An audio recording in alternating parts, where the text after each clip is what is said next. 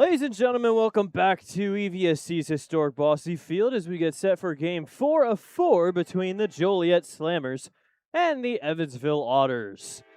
The Otters had a very nice day yesterday as the train's sounding here before the game. This time, it's been a good series for Evansville, especially yesterday. They won 8-3 in Game 1. Colby Morse threw a complete game, a 7-inning complete game. Finished with 7 innings, 10 hits, 3 earned runs, no walks, 3 strikeouts, and ended up getting the win, his third straight win, and third out of 4 professional starts to start off his pro career. Marcos Gonzalez got 3 hits. Blake Robertson also got 3 hits in that game. He drove in 4 runs, hit a homer. He hit a homer in both games of the doubleheader, as the Otters won 6-4 in Game 2. They ended up scoring 3 in the first, 2 in the fourth, and 1 in the sixth, as Junior Serta closed it down, got his 13th save of the year, and the Otters won both games of the doubleheader. Now they're at 44-30, tied with Florence in the standings. Game 4, as the Otters will look to win the series 3-1 against the Slammers. Slammers ended up taking Game 1 by a final score of 11-5, but the Otters have come back to win 2 straight. As we are here at Bossy Field, we had a little bit of a risk of rain, and that's why we had to push the tarp all the way to the wall. We had it out there just in case there was a little pop-up, but the sun is out, so it's not looking too likely that we're going to get rain, which is good, considering the fact that this is the last time this season these two teams face off against each other. And overall, the season series is tied at 4-4. Joliet's won 4 games. The Otters have won 4 games, so the winner of this game also wins the season series. If the Otters win, they win both the series, the 4-gamer, and the season series. If Joliet wins, the season series goes to them. But the 4-game series is tied up at 2 apiece. As the Otters, right after this game, take a bus to Washington, Pennsylvania, and they take on the Wild Things starting tomorrow at 7:05 Eastern, 6:05 Central Time. On the other side, Joliet will be heading to Gateway to play against the Grizzlies this weekend before heading home for 3 against the Schaumburg Boomers. See the plate meeting between Billy Easley and Mike Pinto. Our umpires for today, Blake McKnight, back where he was in Game 1, behind the plate calling the balls and strikes, with Bryce Aubart at first, Nicholas Reynolds at third base. It's been a relatively interesting series for these umpires, especially yesterday. There were a couple of controversial calls that, especially Joliet's side, they didn't really like. But sometimes it's just how the cookie crumbles. Blake Robertson in the doubleheader yesterday ended up finishing with 2 homers, 7 RBIs. He had a career day yesterday in the doubleheader, but Amani Jones also got 2 hits in both games. Marcos Gonzalez got 3 hits in Game 1. LG got a multi-hit game. So did Sam Linscott. He went 3 for 3 in Game 2. As the bullpen game, Chase Cribble, Nolan Thebe, Alex Valdez, Anthony Tomzak, Junior Serta yesterday in Game 2 combined to get all 7 innings and give up the 4 runs on 10 hits. The offense, though, was great. The Otters got 14 hits on the board in each game of the doubleheader, bringing across 14 total runs, 8 in Game 1 and 6 in Game 2. As just about to get set here. The first pitch at 6:35 yet again. The next time the Otters play here at Bossy Field will be on Tuesday, as the Otters play against the Gateway Grizzlies, Game 1 of that 3-game series. It's a 6-game homestand overall, though, as after the Gateway series, the Otters stay home and play the Lake Erie Crushers. The Otters play the Crushers at home twice this month.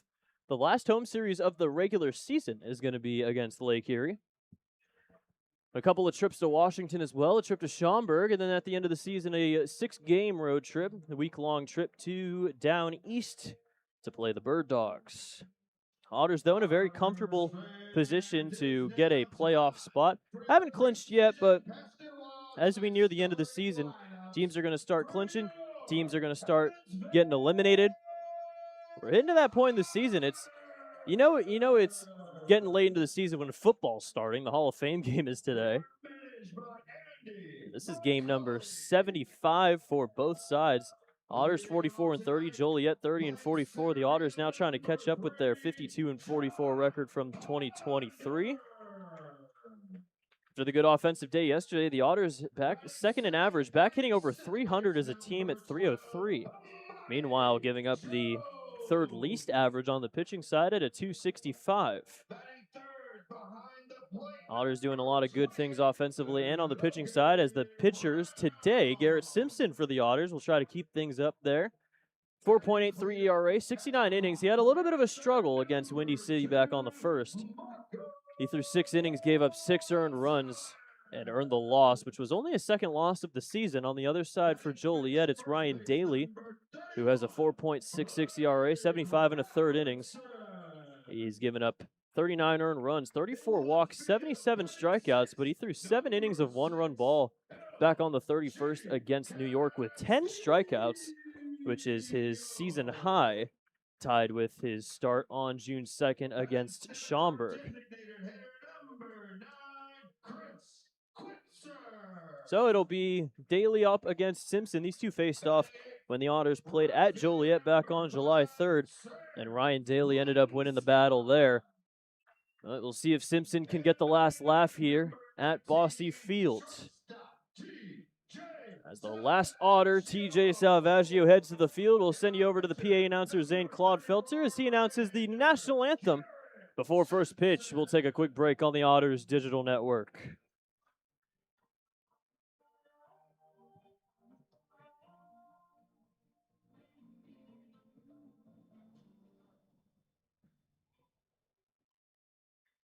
Ladies and gentlemen, at this time, would you please rise and remove your caps as we honor America's freedom, those who now protect it, and pay tribute to those who made the ultimate sacrifice with the singing of our national anthem. This evening being performed by So-and-So the Clown. Oh, say, can you see by the dawn's early light what so proudly we hailed at the twilight's last gleaming, whose broad stripes and bright stars through the perilous fight o'er the ramparts we watched were so gallantly streaming,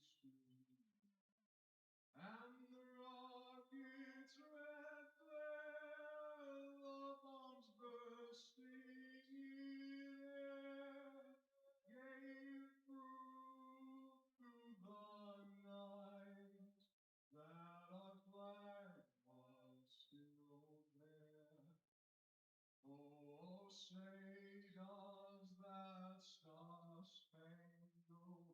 banner yet wave for the land of the free and the home of the brave? Ladies and gentlemen, So-and-So the Clown, the government knows him as Nathan, singing our national anthem. Tonight's game ball is delivered to you by Papa John's. Better ingredients, better pizza, Papa John's. And to say those 2 words that start every baseball game in the world, I've got Stella and Ava. Do you know what those 2 words are?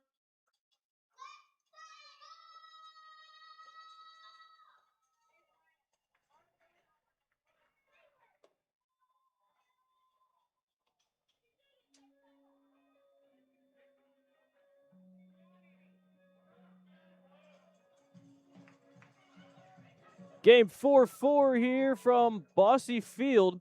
Let's take a look at the lineup first for the visiting Joliet Slammers. It's Ian Battipaglia leading it off. Patrick Ward batting second. At third base with Blake Berry in right field hitting third. Jackson Valera, the DH, in the cleanup spot. Jackson Beeman in center field batting fifth. Cam Sudo at first batting sixth. Tyler Cerny at second base. He's batting seventh. Chris Davis is in left field batting 8th. Brandon Heidel is in the 9 spot doing the catching. As we will take a look now at the Otters defense. LG Castillo is in left field with John Ponder in center.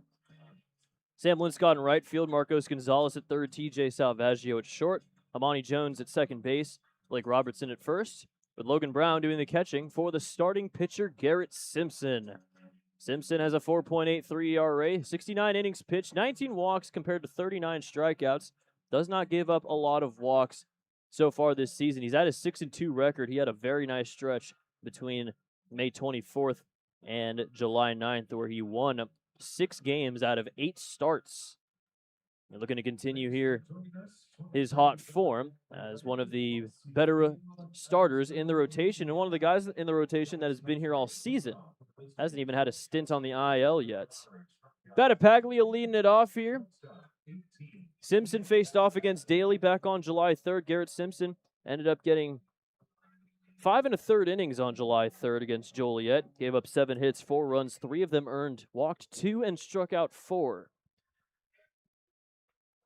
Battapaglia leading it off here in the top of the first inning, as he's done every other game in this series.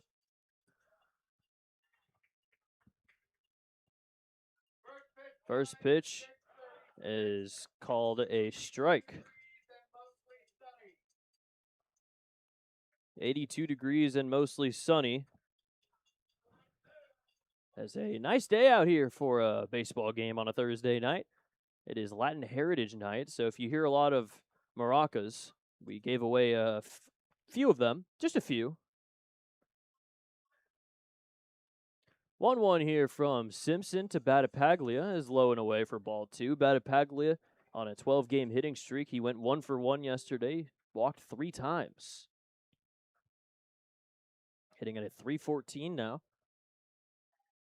It's a hit in each game in this series. There's a grounder over to short. Salvaggio, throw over to first is in time, and that's out number 1.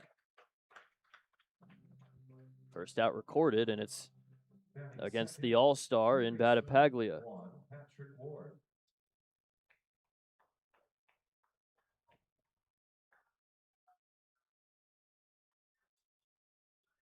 Now that'll bring up Patrick Ward. Ward on a nice little hitting streak of his own, leads the league with the active hitting streak of 17 games as the first pitch is called a strike.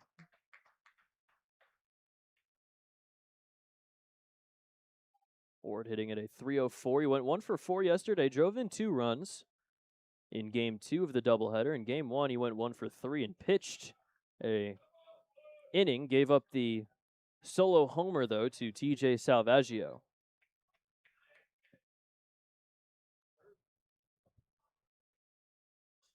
One.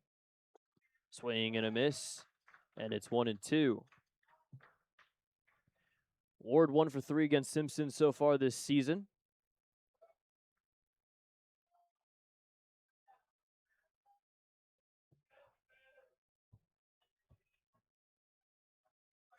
One, 2 from Simpson. A little outside. It's ball 2. So far the 3 games in this series, Ward 5 for 13 in the series, has 2 doubles, a homer, and 5 RBIs. So he's hitting the ball well in this series against the Otters. As that'll miss low for ball 3. Overall now against Evansville, .321 average, 9 for 28. 5 of those 9 hits coming in this series. 3-2. Grounder back to Simpson. He snags it. He'll toss over to Robertson at first base in time for out number 2. Batting third in right field, 34, Blake Berry. Blake Berry, one of the 2 lefties in the lineup for Joliet. It's Berry and Chris Davis. This lineup very reminiscent of the lineup back on Tuesday. First pitch is called a strike.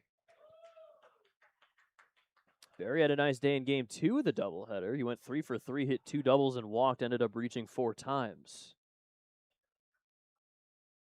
0-1. is going to miss inside, and that is a 1-1.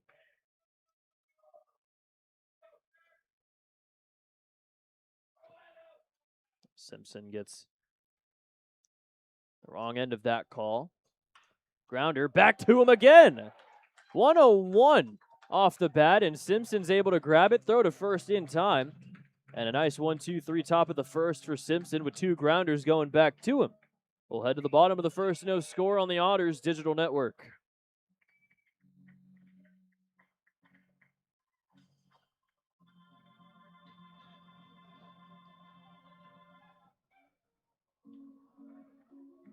Oh no, fans! It sounds like we've got a pizza bandit at EBXE's historic Bossy Field. Evan has a Taroni's pizza that's not his. Make some noise if you want this to be your pizza. Well, looks like he found someone that was quick.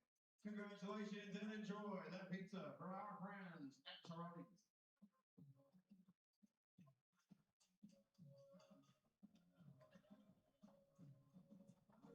Tonight's pitcher-catcher battery for the visiting Joliet Slammers. Ryan Daly is on the mound. Brandon Heindel behind the plate. Pitcher-catcher battery powered by the Answer Auto Repair East. Find your battery needs at the Answer Auto Repair East. Located at 2319 North River Road. Or give them a call 812-475-9000. Tell them St. Penny Otters send you. Saying hello to some of our group outings here. Bottom of the first inning. First inning brought to you by the Mesker Park Zoo and Botanical Gardens. Visit the Mesker Park Zoo at 1545 Mesker Park Drive in Evansville, Indiana. Let's take a look at the Otters lineup. But first, Ryan Daly, 4.66 ERA, 34 walks, 77 strikeouts in 75 and a third innings, as a whip at a 1.35. John Ponders leading it off with Amani Jones behind him. Logan Brown batting third, doing the catching. Then Marcos Gonzalez in the cleanup spot again. Blake Robertson hitting fifth at first base. LG Castillo in left field hitting sixth. The DH Chris Quitzer hits seventh. Then Sam Linscott in right field and TJ Salvaggio at shortstop batting ninth, as he usually does.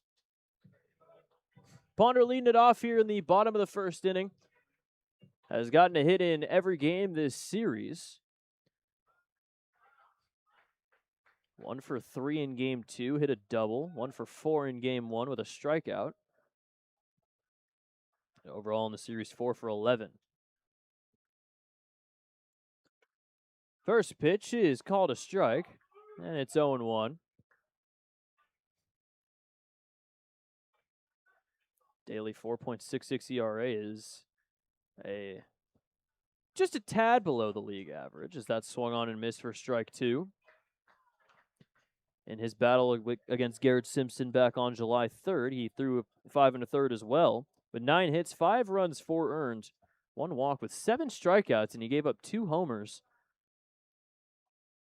Swing and a miss, and that is strike 3. 3 pitches, and Ponder goes down swinging. First K for Daly, and the first out in the first inning.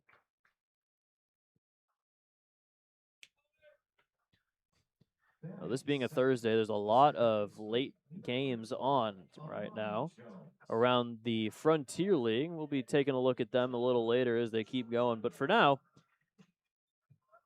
there's some games going on. New Jersey walked off Troyes. That's the only game that's finished so far today, as they're playing a doubleheader in New Jersey. So game 2 has already started, and it's in the 5th inning. That was the earliest game. It started at 3:45 Eastern time. High fly ball, left side of the infield. Battipaglia is under it. Hit a mile into the air, but comes down into the glove as that's out number 2.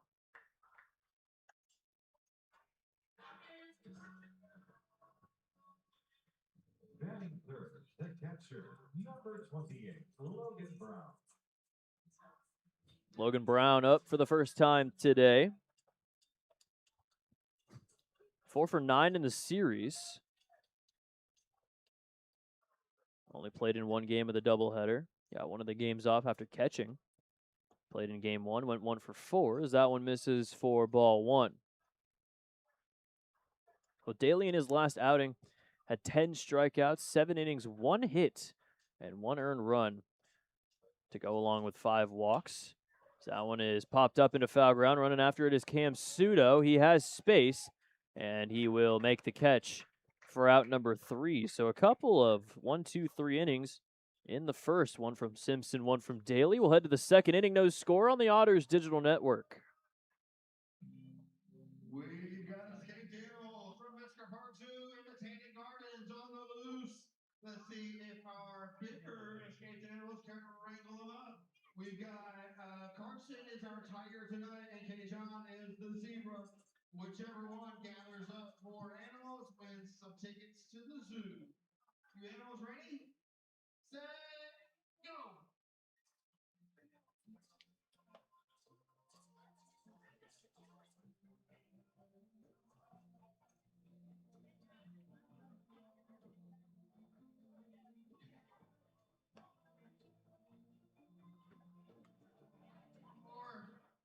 Oh, stole it. All right, we're going to count them down and let you know who our winner is. Hey, Evansville, if you love the Evansville Otters, wait until you meet the ones Evansville Part 2. Splashing, playing, and getting cuter than your buddy in Section G. Yeah. Come see us 365 days a year from 9 till 4 p.m.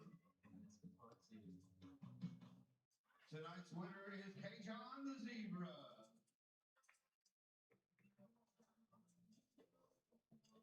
Tonight's Thirsty Thursday made possible by our friends and working distributors. Be sure to take advantage of our Thirsty Thursday specials, which include $3 16-ounce drafts and $6 32-ounce drafts all night long.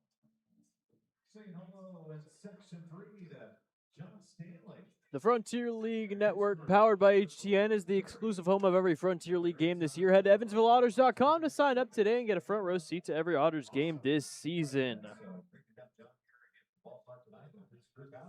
It is Jackson Valera, Jackson Beeman, and Cam Sudo leading off in the top of the second inning. So far, no one's done anything offensively. Back-to-back 1-2-3s for Daly and Simpson in the first inning. Simpson looking to get another 1-2-3 in the second against Valera. Valera's, though, having a good series against the Otters. That's the first pitch, misses for ball 1. 6 for 13, has a homer and 4 RBIs, but also 3 strikeouts. Multi-hit game in all 3 games this series. Has a hit in his last 5, as that is called a strike, and Valera frozen. Intentionally frozen. So that one's called a now 1-1 count. Simpson kicks and deals.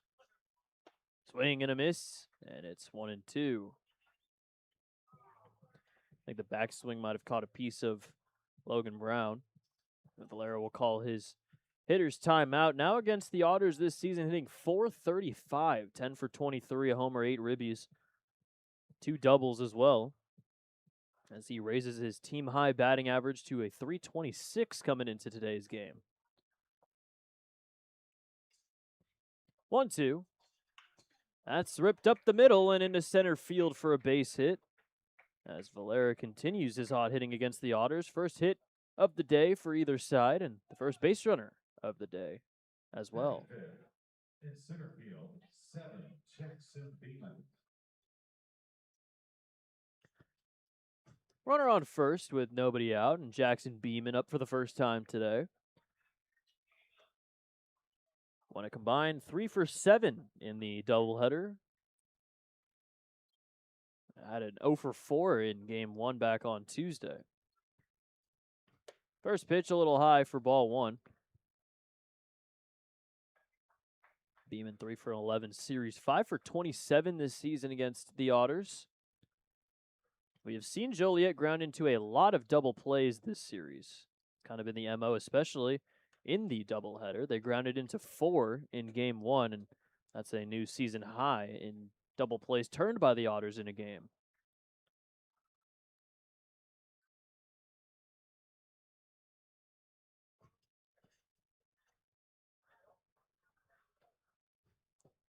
One pitch from Simpson.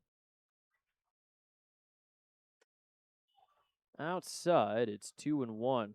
Joliet is a team hitting 266, 15th in the league in average hits and runs scored.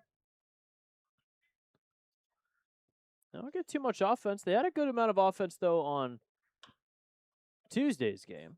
So that one will go over to the Joliet bullpen foul. Makes it 2-2. Beeman does have 60 strikeouts this season.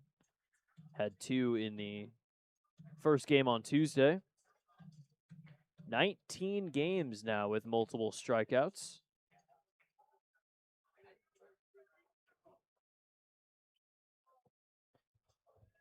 Valera on first was attempting to steal second, but kind of just went a couple steps forward. 2-2. There's a grounder to short. Toss to second for one. On to first, and it's another double play for the Otters. There's our Hoosier Lottery Powerball double play.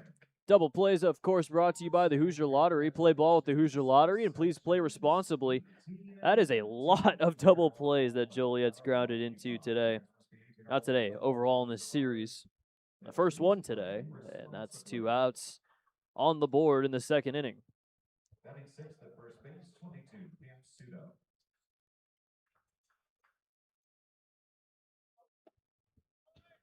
Called a strike, and it's 0-1 already here to Cam Pseudo. So if we take a look, the Otters in game 1 turned 2 double plays. In the first game of the doubleheader, they turned 4. In the second game, they only turned 1, and they turned 1 here today. Calculations are correct. That is the 8th double play that Joliet is grounded into in this series.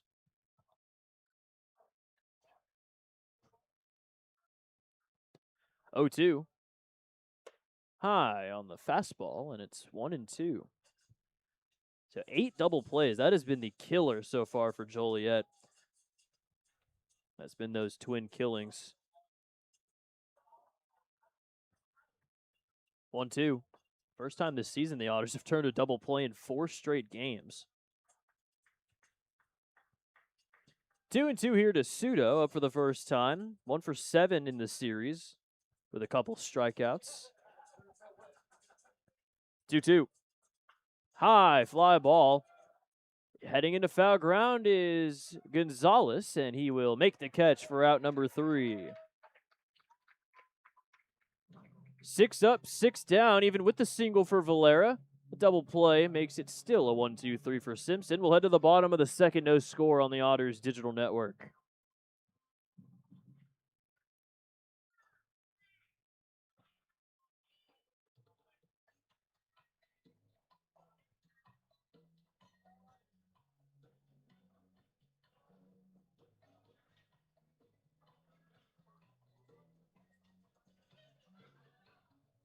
It's time to see who gets to upgrade to the Ashley Furniture Home Store Best Seats in the House.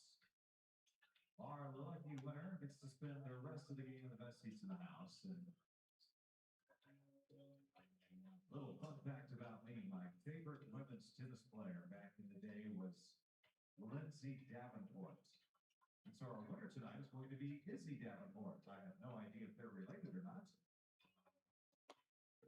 Lindsay Davenport, what a great tennis player she was, and Izzy Davenport is our Ashley Furniture Home Store Best Seat in the House winner. So congratulations, come on down and enjoy the game for the rest of the game with your feet kicked up. Tonight we are proud to recognize Indiana 811 as our game sponsor. And this is the J.E. Shekel Armor Protection second inning. Second innings brought to you by J.E. Shekel Armor Protection. Founded in 1978, J.E. Shekel is the Tri-State's premier residential, commercial, industrial service and construction company. No score here in the bottom of the second inning. Daly ended up striking out Ponder and inducing 2 flyouts to get out of the first inning with relative ease. Now we'll face off against Marcos Gonzalez, Blake Robertson, and LG Castillo to start the second inning.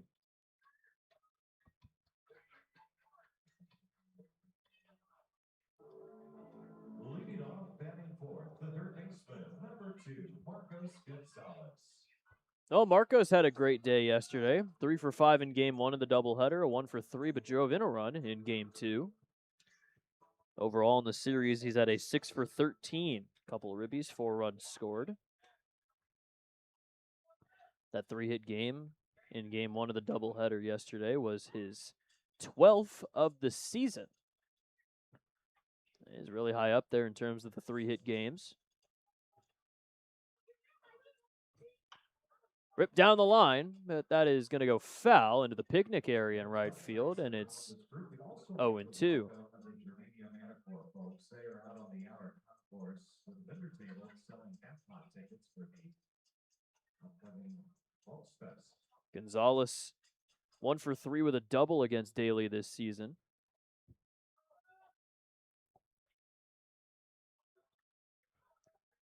Daly in his second season with Joliet, as that one's fouled away. Spent 2025 with the Fighting Illini of Illinois. Had an 8.69 ERA in 29 innings before heading to the Thrillville Thrillbillies in the Prospect League, and then had an ERA under .4, which got him a pro contract. A little high, it's 1-2. .39 ERA in 23 innings with Thrillville. In the dirt, it's 2-2. With Illinois, he gave up 28 earned runs, 9 homers, 35 hits. Had a hits per 9 at almost 11. 2-2. There's a grounder over to first base, snagged by Sudo. Flip to first is in time as Daly beats Gonzalez to the bag. And that's out number 1.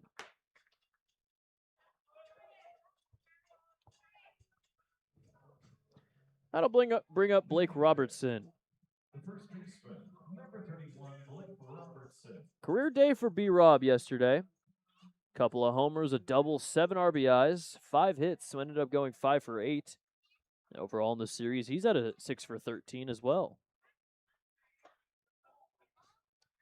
7 RBI day brings his total up to 33, and his home run total up to 7. If he can continue that hot stretch here in game 4 of the series. That one's fouled away. It's 1-1.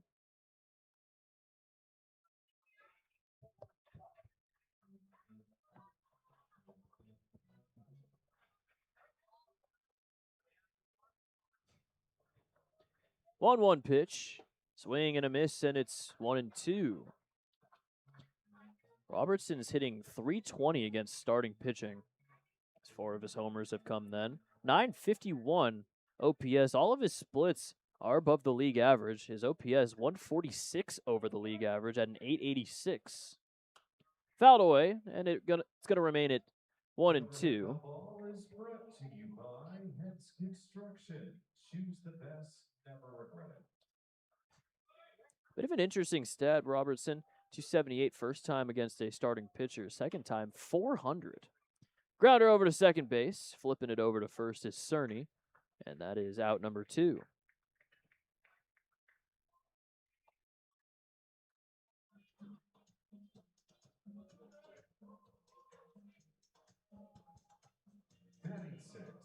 LG Castillo up for the first time today. Didn't play in game 1 of the doubleheader, but in game 2, he went 2 for 4 and drove in a run. That was after a 0 for 5 with 3 strikeouts on Tuesday. But he hits the ball very well against Daly. There's a grounder over to short, batted Paglia. Throw on to run to first is in time for out number 3.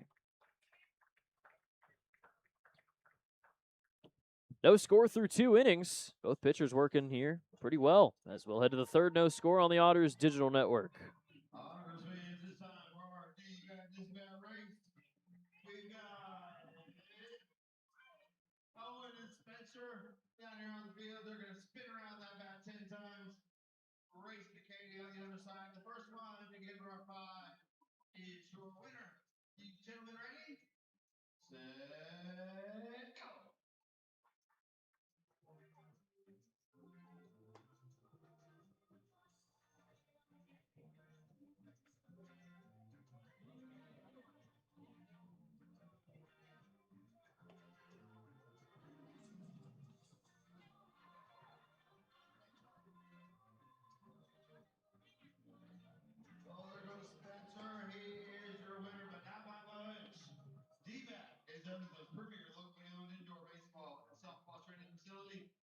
Experience top-notch batting cages, automated pitching machines for baseball, fast pitch and slow pitch softball, personalized lessons, exciting camps and clinics, unforgettable birthday parties, and a pro shop. Those are everything you need, powered by Rollins. They're located around the Harris Drive near the airport. Visit the guys 7 days a week for all your baseball and softball needs. It is the third inning. Garrett Simpson has thrown 2 scoreless, given up a hit, but the double play by Jackson Beeman took him off the base path, so Simpson has still faced the minimum here through 2 innings. They'll face off against the bottom 3, Cerny, Davis, and Heidel to start the third.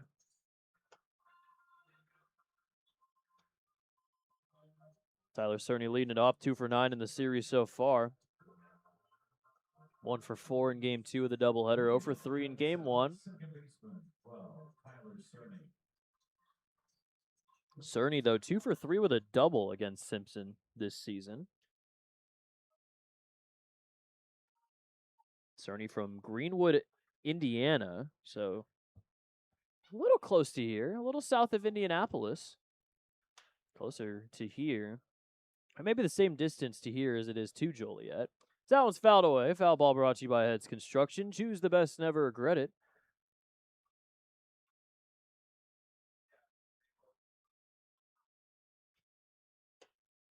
Just misses high, and it's 1-1. Cerny was at Kentucky this season. 333 average in 28 games. 4 doubles, 1 triple, 1 homer. Grounder over to short. Diving stop from Salvaggio. Throw to first is in time. A web gem from Salvaggio. And that is out number 1. Take a look at this. Full extension. That's the best play we've seen from TJ all year. And he is a known great defender at short.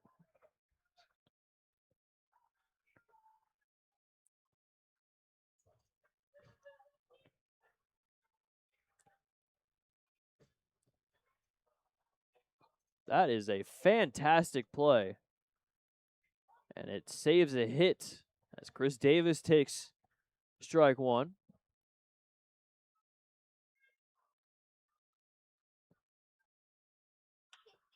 Grounder over to second. Amani Jones snags it. Throw to first. Not in time. Blake Robertson started throwing it around as if he thought it was out, but it is going to be an infield single for Davis. Batting 9, then catching 15, Brandon Heidel. A couple of close calls at first. 1 out, 1 safe.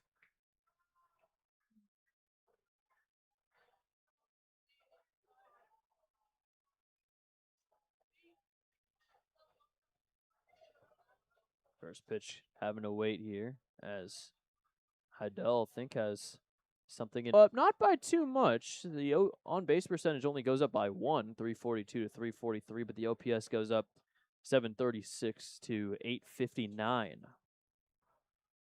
We're just getting out of the third inning here. Battipaglia quickly down 0-2, though, as that one's called a strike. Simpson is having a good year. His worst month was in May, and ever since then, it's just been better and better. 3.86 ERA in June, 3.57 in July. That'll miss outside. Small sample size, a 9 ERA in August, but chance to lower that with a good outing here against Joliet. 1-2 here to Battipaglia. Grounded out to short in his last at-bat.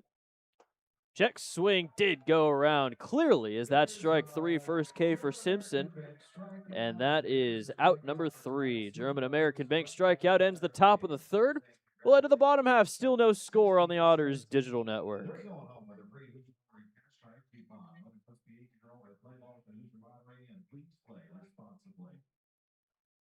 All right, who's ready to show off some muscle? Christy's ready to show off some muscle. He's our next competitor in the Indiana International Guard push-up competition. If he can do more than 57, he'll be at the top of the leaderboard with a good chance of coming to every game 3 next year, which is a big plus for him. You got 30 seconds. Ready, set, go. Cheer him on, everybody.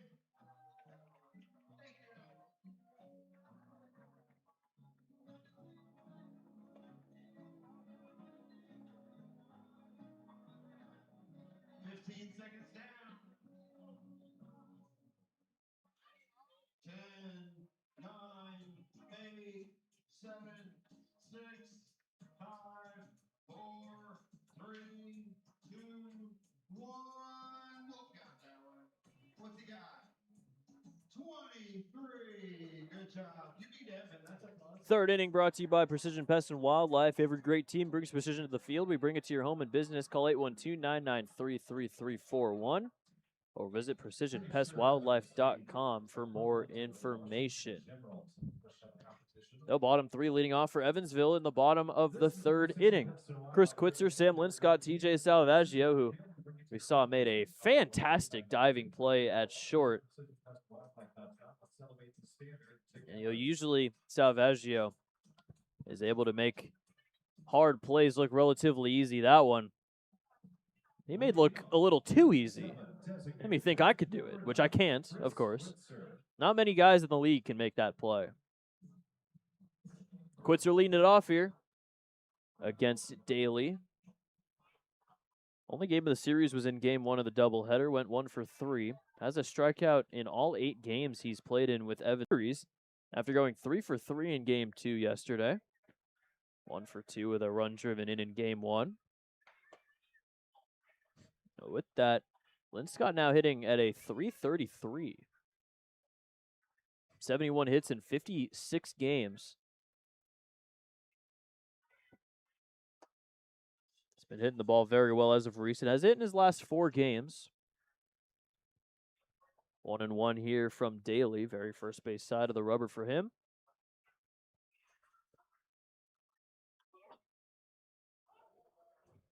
Called a strike, and it's 1-2.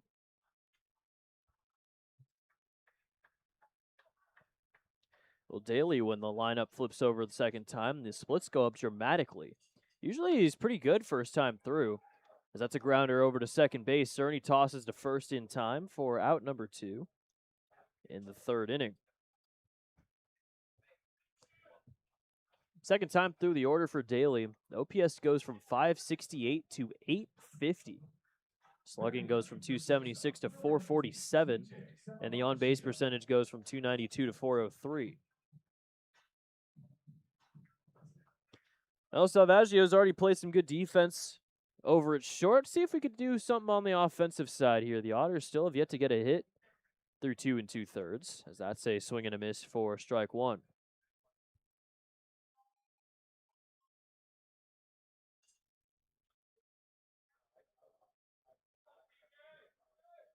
Oh, 1.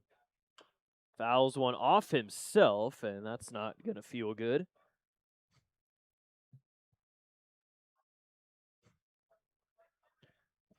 That was a pretty fast foul off his ankle. It looked like his ankle area. Trackman says it's 11 miles per hour off the bat. I don't really think that's true. Trainer's going to come out to talk to Salvaggio. He's pointing at his left ankle there. Just need to walk it off. Might get a bruise. See if he stays in. Short conversation with the trainer before he goes back to the batter's box. Ryan Daly, before Illinois, was with St. Francis for Sandwich on wheat and then deliver it to the Otter Belt. First one to do so with all ingredients inside is your winner. You ready over there? Ready over here? Go!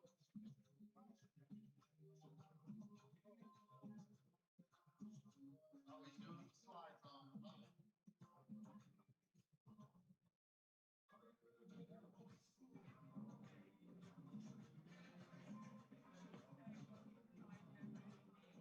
We're building on both sides. Players got bacon and lettuce. So does Jackson. She got the tomato. You got his tomato. Claire is your winner. The only way to top us up is with real red wine vinegar. Made from red grapes and no food coloring. And the only way to get it is at Jersey Mike's, because authentic ingredients like us up above. Jersey Mike's is located at 939 North Burkhardt Road in Eville.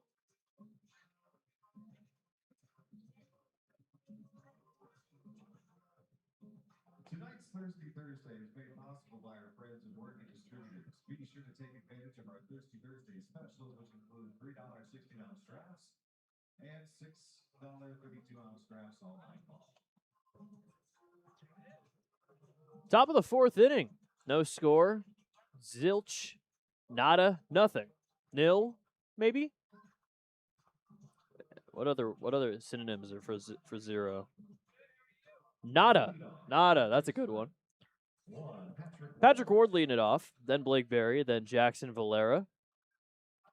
Patrick Ward grounded out back to Simpson in the first. But in terms of the longest active, yeah, it's Patrick Ward. Battipaglia is number 6 at 12. If he extends that, it'll get up to the third.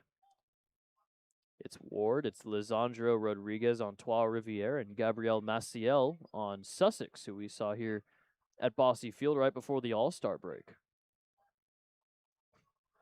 1-2 to Barry.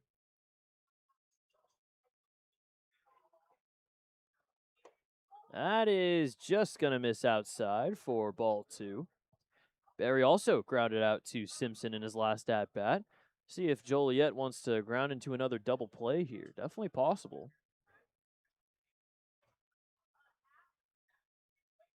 2-2. Just outside yet again, and it's a full count. Barry from Fountain Valley, California, is 28 years old. Fountain Valley is a suburb of Anaheim, Southern California. 3-2 from Simpson. Popped up into center field, left center field. Ponder will call off Castillo and run it down, make the catch for out number 1, as Patrick Ward will head back to first base. Designated hitter 14, Jackson Valera. That'll bring up Jackson Valera, who can't seem to stop hitting the ball in this series. Hit a single to lead off the second inning, but was a part of a 6-4-3 double play grounded into by Beeman, who's on deck. On Tuesday, both of the double plays that Joliet grounded into were from Valera. He has already grounded into 2 this series. First pitch called a strike. Coming into this game, Valera 1 for 2 with a walk against Simpson. Now 2 for 3. There's a ground ball right side. That's going to get into right field for a base hit. Ward rounding second, but he'll stop there, as Valera has another base hit. He's 2 for 2 already today. So Valera, 4 straight multi-hit games, has a multi-hit game in every game of this series, as he got it done relatively quickly here through 4 innings. Jackson Beeman grounded into a double play already. Chance to do it again here in the 4th inning. 2 on with 1 out.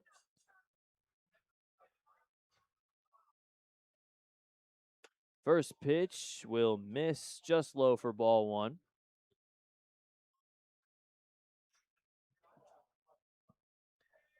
Beeman was with Mizzou, Iowa, and Missouri State. So it kind of stayed in that area. He's originally from Lincoln, Missouri, who is a very small town a little southwest of Kansas City, as that curveball is called a strike. Population of 1,150.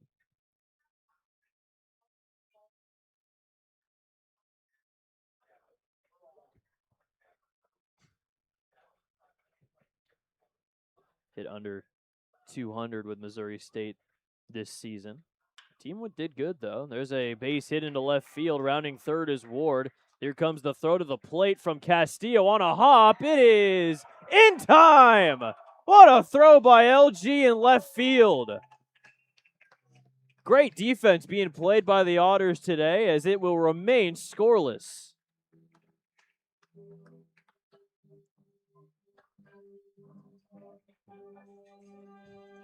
First baseman 22, Cam Sudo. Out number 2, as 2 are still on here. Almost an RBI single for Beeman. But Ward gets gunned down at the plate by LG from left field.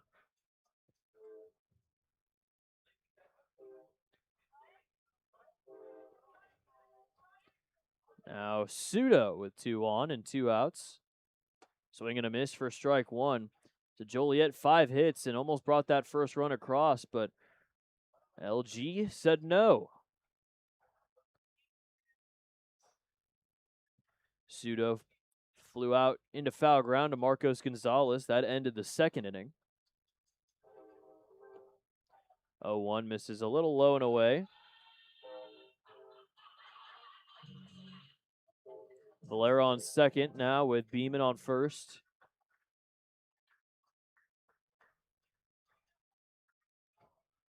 One. Swing and a miss. And it's 1-2. Pseudo last season, 257 in 58 games with Kennesaw State, then was with the Wilmington Sharks in the Coastal Plain League. California Winter League this season before getting picked up by Joliet for his first pro year. A little low, and it's 2-2. Hit 11 homers, 36 RBIs with Kennesaw State. Had 1 4-hit game, March 28th against Louisiana Tech.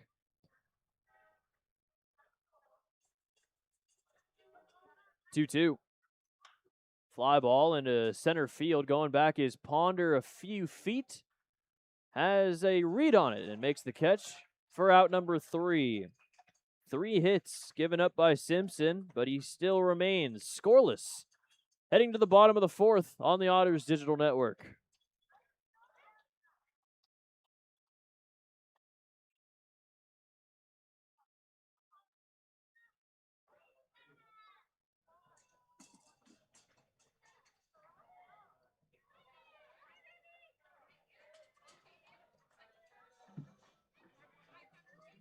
It's time to show us your best smiles for the HRI Dental Smile Care.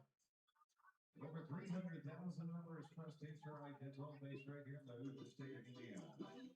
HRI Dental has been insuring smiles for more than 37 years. Keep on smiling with HRI Dental. Also, a round of applause for our volunteers as they help brush off the bases. Look at those pearly white shine. This is the Sheet Metal Workers Local 24th inning. For 138 years, sheet metal workers have led the way in sheet metal industries like heating and air, architectural, industrial, and more. Visit smart20evansville.com for more information. Okay, ladies and gentlemen, we gave away 1,000 maracas here this evening. And all at once, let's play our 4th inning here. 4th inning brought to you by Sheet Metal Workers Local 20 for 138 years. Sheet metal workers have led the way in sheet metal industries like heating and air, architectural, industrial, and more. Visit smart20evansville.com for more information. Everybody's shaking the maracas at once at the command of our PA guy, Zane Claudefelter, and it is loud. It is loud. No score here in the bottom of the 4th inning. Joliet was oh so close to bringing in that first run, but LG made a nice throw on a hop to Logan Brown and ended the threat. John Ponder leading it off, top of the lineup. Ponder, Jones, and Logan Brown here in the 4th inning. leadoff batter of the game, center fielder, number 3, John Ponder.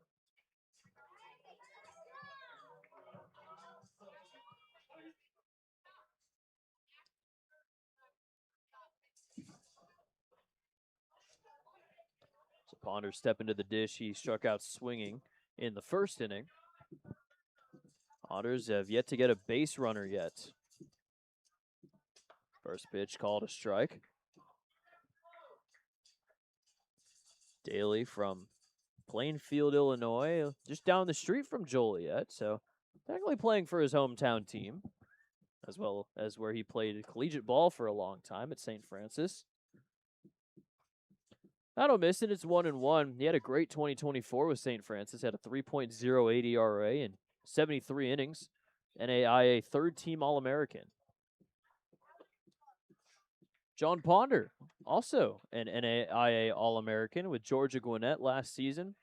He was also on the 3rd team after hitting .363 in 60 games, 10 homers, 60 RBIs, stole 65 bases, and had more walks than strikeouts.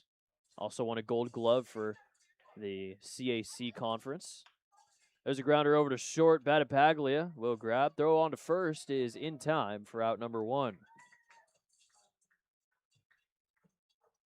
Second baseman, number 12, Amani Jones. Monty Jones up for the second time. He flew out to Battipaglia at short in his first at-bat. He's 0 for 1. In 2024 with St. Francis, Daly led the CCAC in wins with 9 and ERA. We mentioned a 3.08. Also in strikeouts with 87, Ks per 9, and whip 10.7 strikeouts per 9, and a whip at under 1 at .92.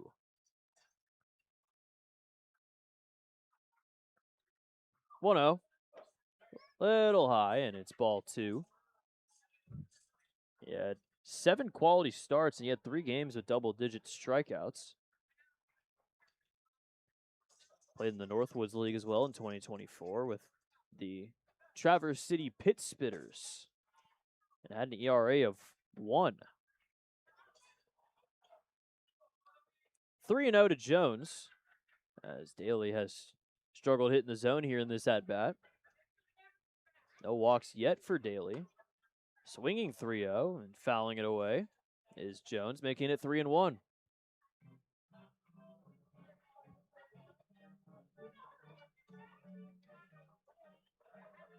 This is the most work that Daly's gotten at St. Francis in those 3 seasons. Second most was in his freshman year, 58 innings, 5.74 ERA. He actually had an ERA under 3, though, 2.81 and 51 and a third in 2023. There's a base hit into center field for Amani Jones. First hit of the day for Evansville, and Jones has his 7th hit of the series. He's now 7 for 15. The catcher, number 28, Logan Brown. I mentioned that Daly, his splits get a little worse when he faces the order a second time. Usual, but the splits really dive up for Daly. Also the rare occasion where a pitcher's splits go down when facing a lineup the second time.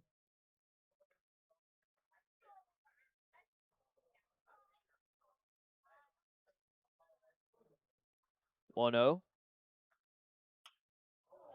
Fly ball into center field. Beeman is under it. He'll make the catch for out number 2, and Amani Jones will head back to first base. Third baseman, number 2, Marcos Gonzalez.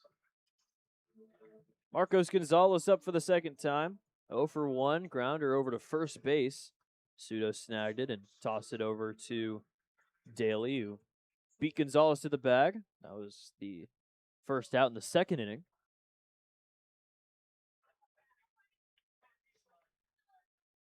First pitch very high, and it's 1-0.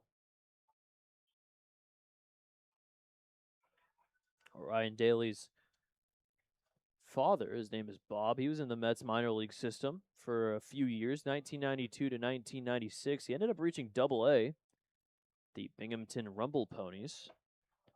Now home to J.T. Benson, Evansville Otter All-Star last year. Making his way up the Mets organization, was with the Brooklyn Cyclones before getting called up just a couple days ago.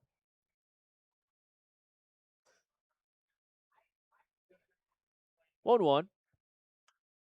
Fouled back to the netting, and it's 1-2. Now, Bob Daly, also a assistant coach at St. Francis when Ryan played there. And he got to be coached by his dad for a little bit in college before moving from NAIA all the way up to D1 with Illinois.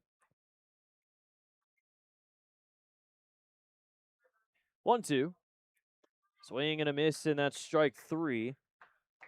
Third strikeout for Daly, and that's out number 3 in the bottom of the 4th. We'll head to the 5th inning. Otters got their first hit, but still no score on the Otters Digital Network. Boys and girls, please welcome to the field your Southwest Graphics Evansville Otter Bell.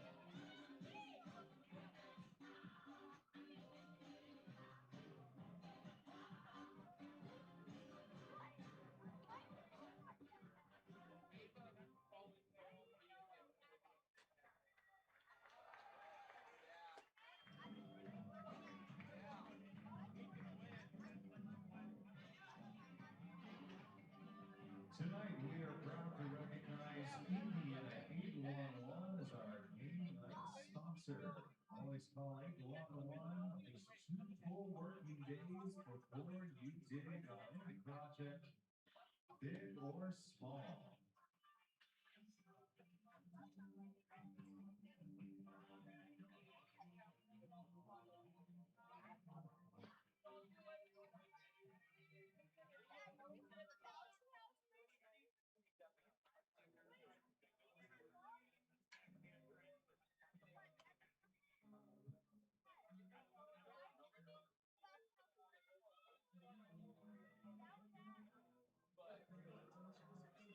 Top of the 5th inning, no score. Bunch of zeros on the board for both sides. Simpson back out there for a 5th frame, as both pitchers still good in the pitching count department. 57 for Simpson, 43 for Daly, as nobody has gotten on the board yet. Joliet was close, but no cigar, as Cerny leads it off. It's Cerny, Davis, and Heidel. Fouled back on the first pitch, and it's 0-1. Cerny spent 3 seasons at Indiana before going to Kentucky for his final season. Best year with Indiana was in 2024, in which he hit .315 in 60 games. Fly ball into right field. Lynn Scott going back. He's at the wall, and he makes the catch. Lynn Scott was rotating and rotating, going back all the way to the fence, but ends up making the catch up against the wall for out number 1. Chris Davis. Cerny ended up getting that 3rd team All Big Ten selection in 2024 with Indiana. Chris Davis hit into a infield single, but then ended up getting out at second base on the fielder's choice by Heidel, who's on deck. First pitch is called a strike.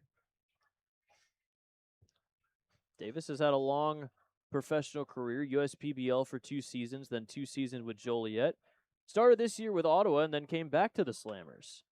Grounder over to short, Salvaggio. Throw on to first is in time, just barely for out number 2. A little easier for Salvaggio than the one that Cerny hit back in the 3rd inning. Quickly 2 down here in the top of the 5th, and that'll bring up Brandon Heidel.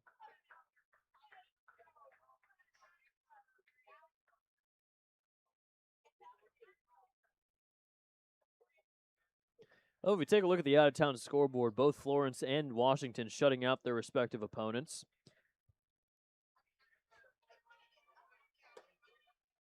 So, division race might be one that the Otters have to win in order to stay tied with Florence. Heidel calls his hitter's timeout. He hit into a fielder's choice in the 3rd. Didn't advance past first base, though. Heidel, his last collegiate season with Oakland University at .225 in 62 games. Had a decent amount of strikeouts, 54 of them. Struck out in 25 of his last 27 games. Sorry, that was with Joliet last season. 1 for 8 against the Otters last year with Joliet. This is his 3rd season with the Slammers. Called a strike, and it's 2-1. 2024 with Joliet, he hit .178 in 55 games.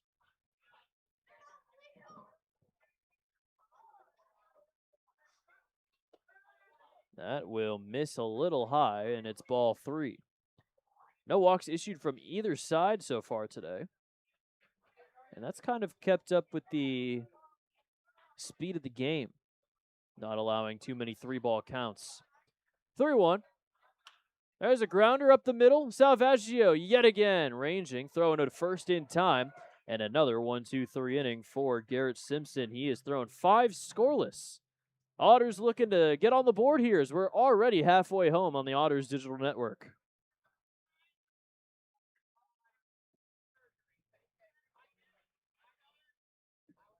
It is time for our Thursday night hula hoop fest.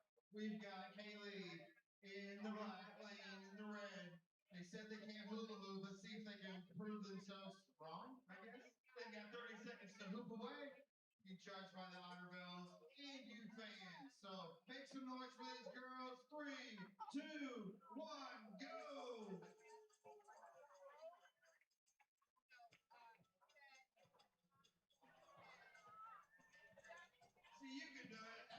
do? Gotta put the hands up. 15 seconds down. 10 seconds.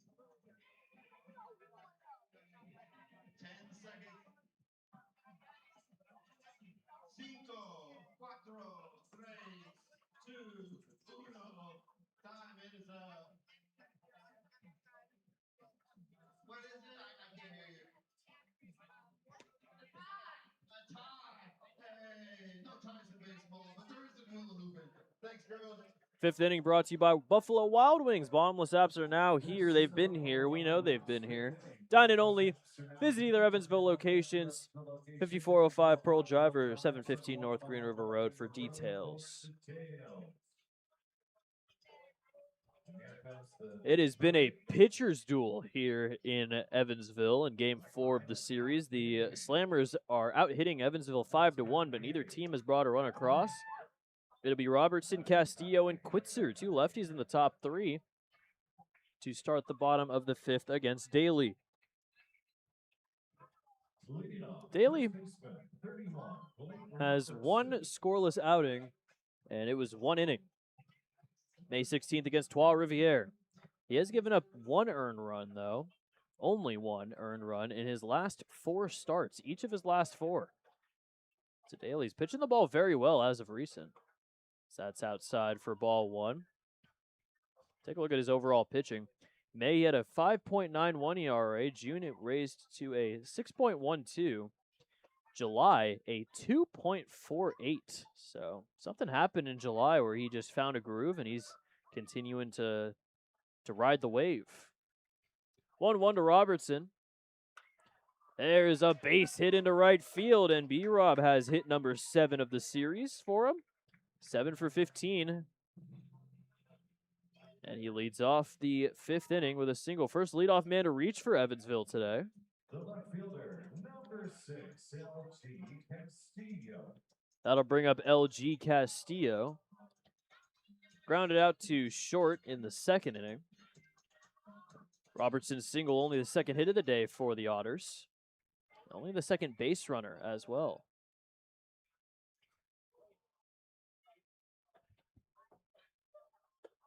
Shows bunt and has to back up at a high and inside pitch.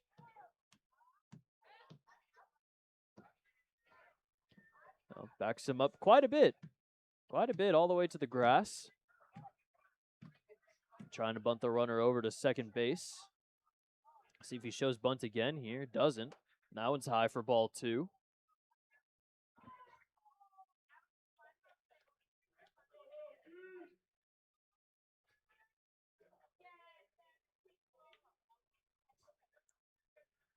(2-0) from Daly.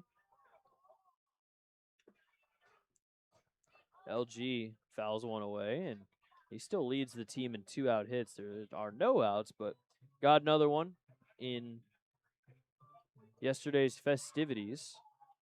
24 now leading the team. Otters just can't stop hitting the ball when there's 2 outs, but hopefully they can get something done here with nobody out. Average at .303, 2nd in the league. On base percentage, 3rd. There's a grounder over to 3rd base, throw to 2nd for 1, on to 1st, and that is a double play, 5-4-3. That gets the first 2 outs in the bottom of the 5th inning. Designated hitter, number 9. Now we talk about Joliet grounding into a bunch of double plays this series, but the Otters get one. 5-4-3 puts 2 outs on the board in the bottom of the 5th. Now for Chris Quitzer. Now the base is empty. Quitzer struck out to lead off the 3rd inning. It's the 2nd of 3 Ks so far for Daly. Shows bunt, drops it down the 3rd base line. That's a great bunt. Will it stay fair? No, it won't.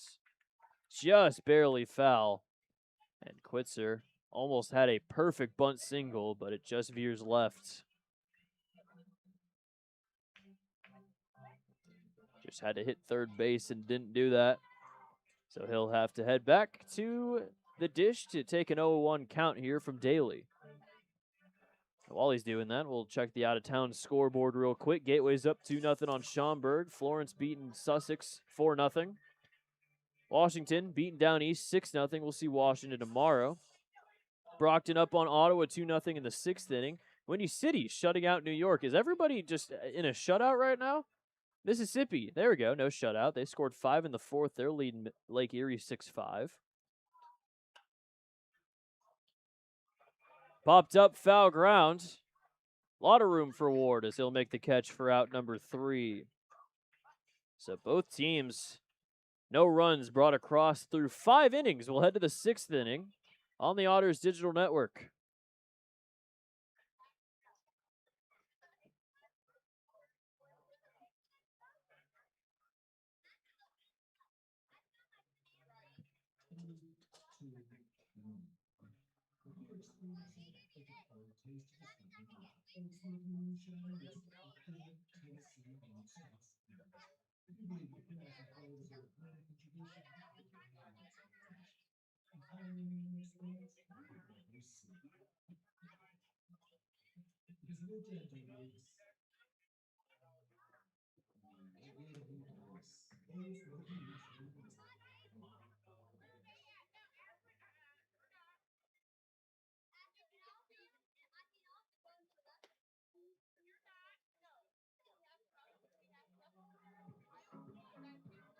The Otters are back at EBC's historic Bossy Field on my dad's birthday. That's next Tuesday, August 11th, for those of you keeping track, to begin a 6-game homestand.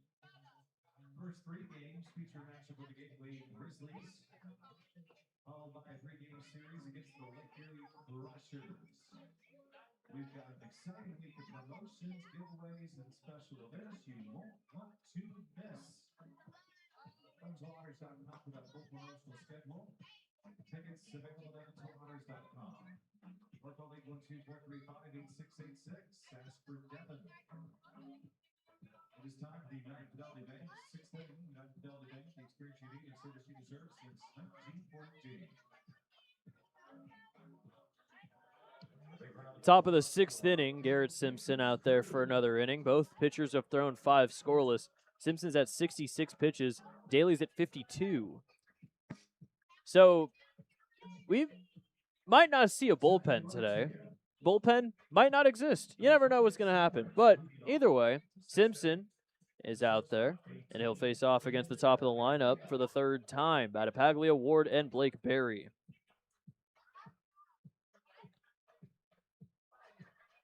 Otters would definitely love to get a win here to take the series, not only this series, but the season series against Joliet, and have some good momentum before facing off against the team with the best record in the league in Washington. They're the only team with 50 wins right now. Looking to get number 51 as they're already beaten down east by a decent amount.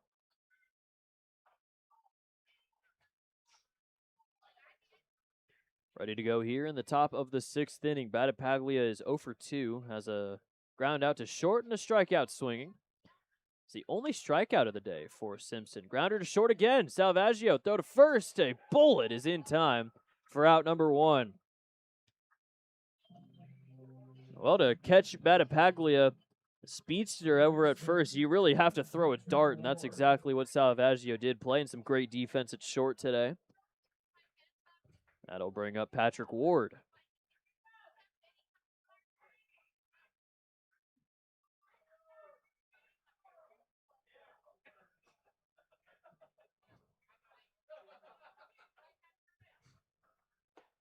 First pitch called a strike, and it's 0-1 to Ward. Ward has one of the 5 hits for Joliet. He singled in the 4th inning. Ended up getting thrown out at the plate on a nice throw and a hop from LG Castillo. The closest that either team has gone to scoring so far today. A little low, and it's 1-1. Simpson, 25 years old, from Mount Washington, Kentucky. A little bit outside of Louisville. Swing and a miss, and it's 1-2. On the offseason, Simpson had the same trainer as Griff Hughes. Trained together. Griff Hughes still kicking it in single A with the Fresno Grizzlies. He's been pitching very well. So maybe we'll see a future Spokane Indian Griff Hughes. It's high A, maybe even a Hartford Yard Goat in Double A. Triple A, Albuquerque Isotope, and a Colorado Rocky, which is the Rockies. 2-2. Slow roller down the third base line over to Reyes. Luis Reyes, who is the third base coach and the hitting coach.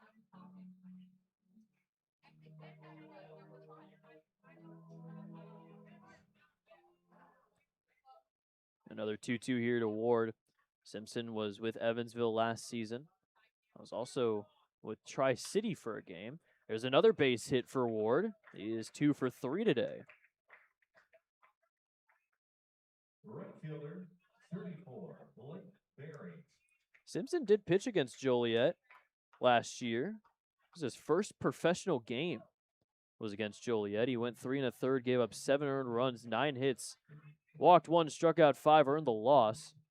Finished that season with Evansville 0-3, which is why he earned his first pro win back on May 24th against Windy City. But now he has more wins than losses in his professional career. It's now 6-5. First pitch called a strike to Blake Berry. Now the 0-1.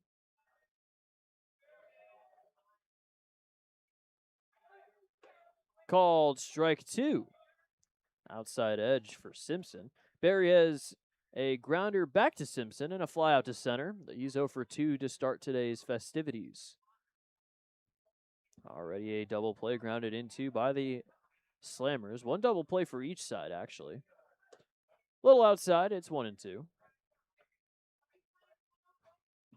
After Evansville, one game with Tri-City for Simpson.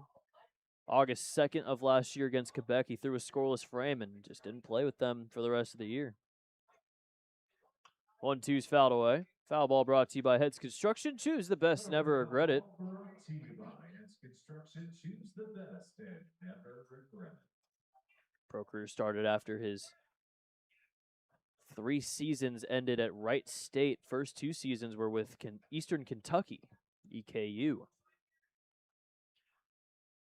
1-2 pitch to Berry.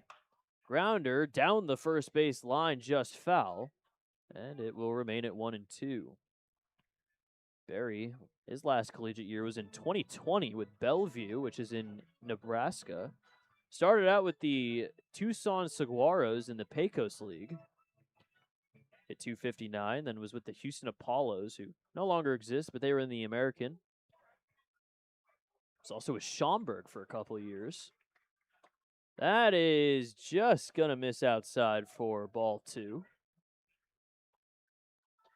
Spent some time in the American with the Lake Country Dockhounds in 2022. Schaumburg for a couple seasons, then was with Hagerstown in 2024 before heading to Joliet.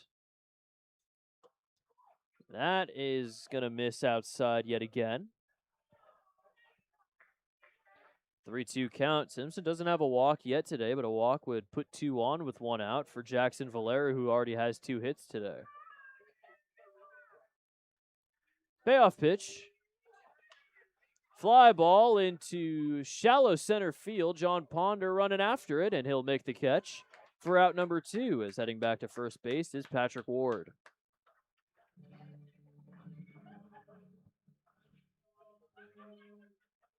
Designated hitter 14, Jackson Valera. So Ward's still at first now with 2 outs, and the Otters just can't seem to get Jackson Valera out this series. He's 2 for 2, up in that average of .326 already.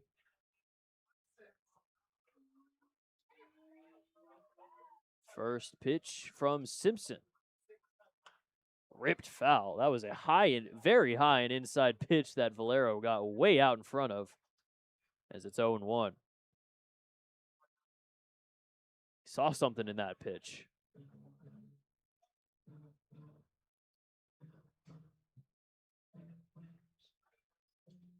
Valero was in Gary with the Railcats. His teammates with a couple guys on the Otters. Fly ball into deep center field. Going back on it is Ponder. That's going to get over his head and off the fence. Rounding third is Patrick Ward. Relay goes to the plate. It is not in time. Ward slides in safely. Jackson Valera has 3 hits today and drives in the first run of the day. It is 1-0 Joliet in the 6th inning.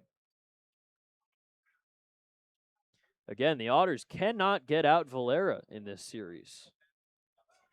3 for 3. He's up to 9 hits, 9 for 16 in the series. Now with 5 RBIs and a double, as well as a home run.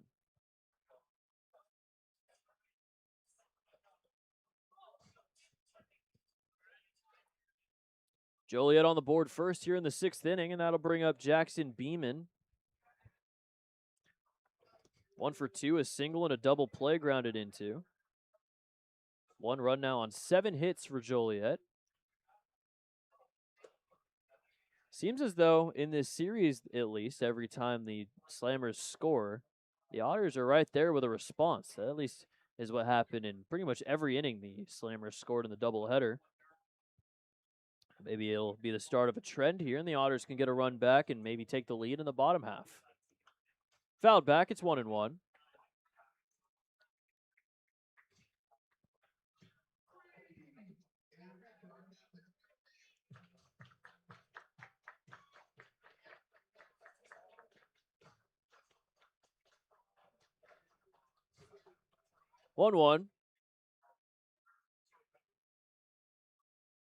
Simpson looks back to second, kicks and fires a low ball 2.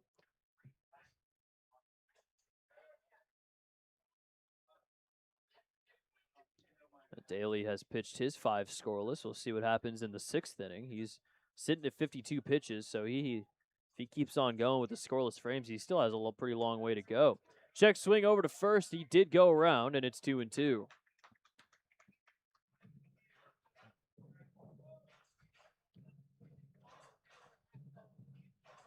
Beeman coming into today's game, 1 for 3 with 2 strikeouts against Simpson. Now at a 2 for 5.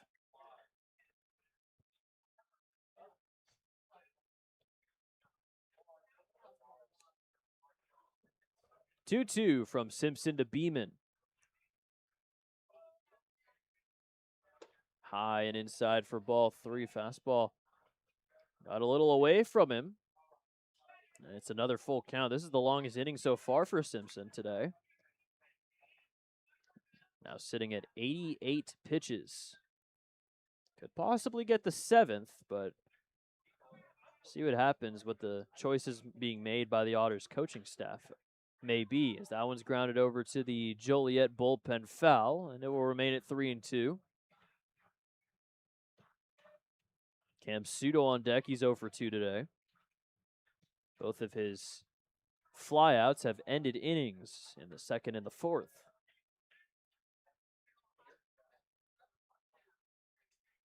Otters will get somebody warm in the bullpen. Payoff pitch from Simpson. That will miss for ball 4, and that's the first walk given up by Simpson today as Beeman takes the walk. And that'll put runners at first and second with 2 outs for Cam Pseudo. Max Peterson's going to come out a little bit too early into the warm-up process for the guy in the bullpen to make a change here, so it is just going to be a normal mound visit.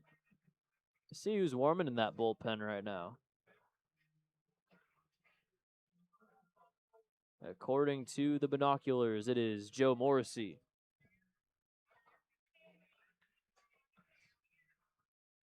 Simpson's still throwing a good game, but Daly has been phenomenal as well today, and that is why the Otters are down 1-0 this late into the game.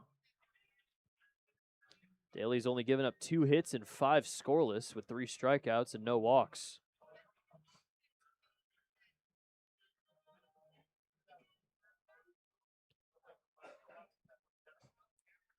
Cam Pseudo, a chance to extend the lead for Joliet here in the 6th inning. Simpson, another look back to second. The first offering is popped up into foul ground. Logan Brown runs out of room there. Made a good effort at it, but that will hit the roof for strike 1. It's construction, of course. Choose the best. And never regret it.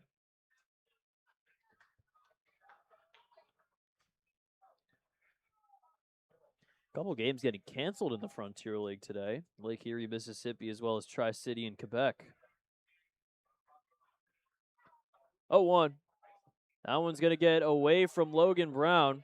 And both runners will advance to second and third. Valera takes third. Beeman takes second. Couple of Jacksons in scoring position here for Joliet. Now an even better chance for Pseudo to extend the lead for the Slammers.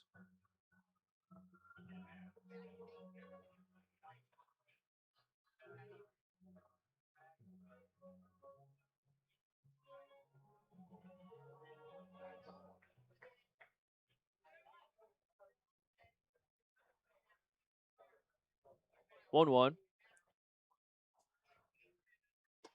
That is called strike two. Pseudo has a fly out to third, a fly out to center in his two ABs. Now overall in the series at a 1 for 9. His one hit came in game 2 of the doubleheader yesterday.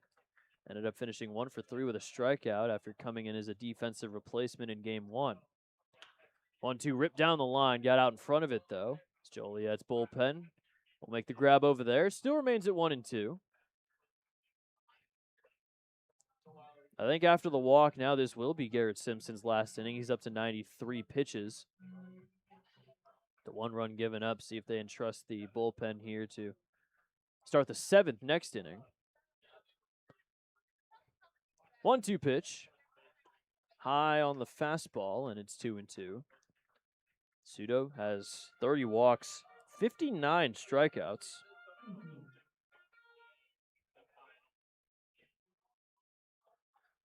The strikeout numbers are a little bit high for Pseudo. He does, though, have 71 hits. 2-2 will miss for ball 3. Wonder if a walk here would take Simpson out of the game. The walk would load the bases for Tyler Cerny.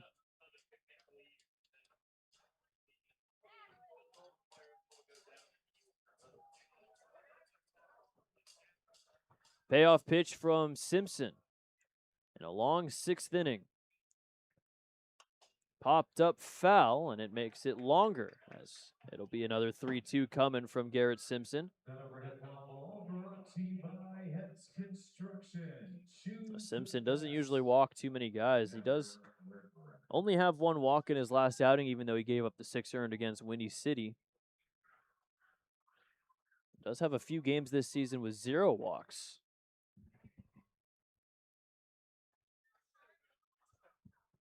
Another payoff. That will miss just high for ball 4. And Simpson walks 2 straight. A good take from Pseudo as the walk will load the bases, and that will do it for Simpson. Max Peterson coming out to take Simpson out and put Morrissey in. For now, Simpson finishes with 5 2/3, 7 hits, 1 earned run, 2 walks, and 1 strikeout. Is responsible for all the runners on right now. Joe Morrissey will look to keep it a 1-0 game, as we'll take a quick break on the Otters Digital Network.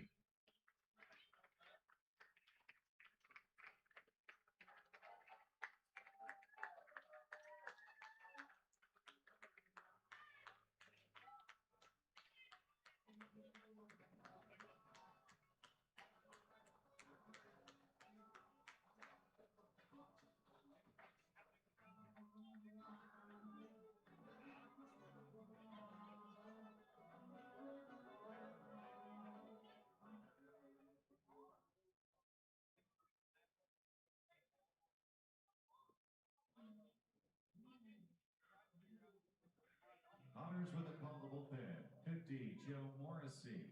In to pitch. Morrissey is on the mound. Brown behind the plate. Inspired by the Answer Auto Repair East. Find your battery needs at the Answer Auto Repair East. 2319 North Juniper Road. Give them a call. 812-475-9000. Tell them Zane from the Otters sent you.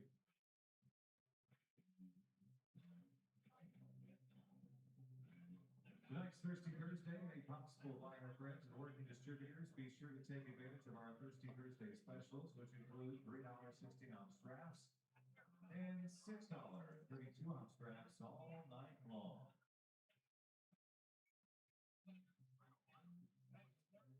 This is the United Fidelity Bank 6th inning. United Fidelity Bank, the experience you need and service you deserve since 1914.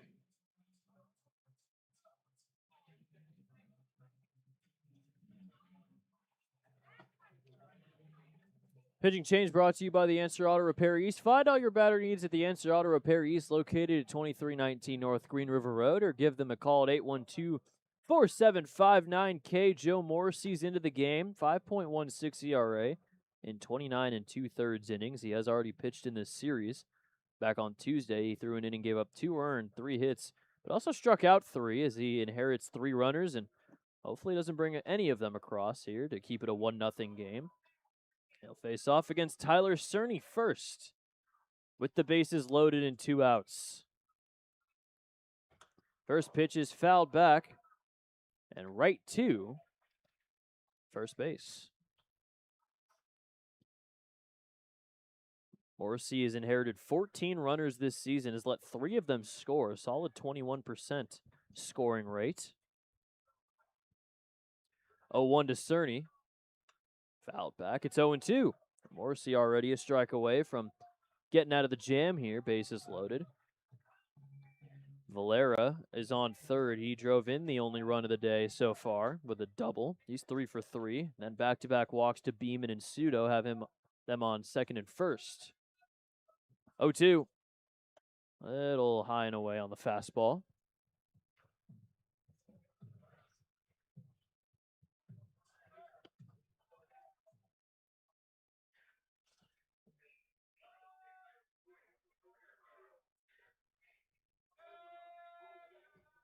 One-two from Morrissey. Fouled away, and Cerny stays alive. He's 0 for 2 today. Has a grounder to short and made that great play at short by Salvaggio. He hit the ball and flew out to Linscott in right field. He's been robbed a couple times, as that Linscott play was also pretty nice up against the fence. Another 1-2. And another foul ball. This time straight back. Cerny trying everything he can here to bring in another run for Joliet. Otters offense cold against Daly. We've seen how they've been able to perform in this series. It is only 1 run. Another 1-2. He got him swinging. Joe Morrissey comes in out of the bullpen and strikes out Cerny with the bases loaded. Joliet does bring a run across, though. Jackson Valera's RBI double makes it 1-0 as we'll head to the bottom of the 6th inning on the Otters Digital Network.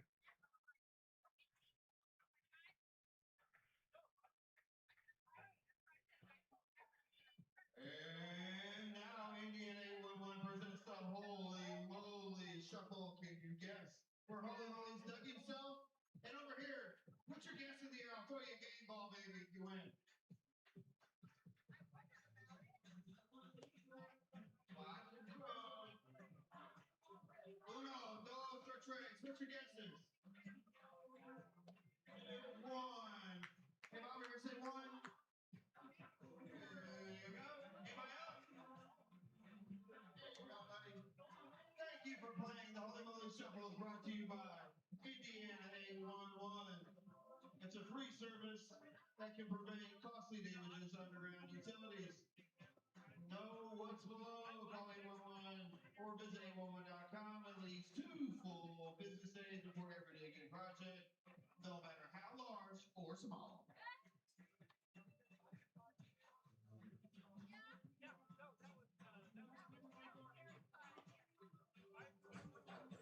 Sixth innings brought to you by United Fidelity Bank, the experience you need and the service you deserve since 1914. Ryan Daly, 5 scoreless so far on 52 pitches, as he has been pitching really well against the Otters so far today. It'll be Linscott, Salvaggio, and Ponder. 8-9-1 leading off in the bottom of the 6th inning. Otters only down 1, but with how Daly's been pitching, it seems like a little bit more than just 1 run. The Otters only have 2 hits, a single from Jones, a single from Robertson.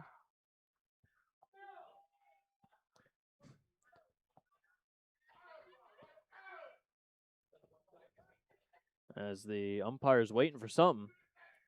Not too sure what it is. Waiting for nothing. We're just waiting for nothing now.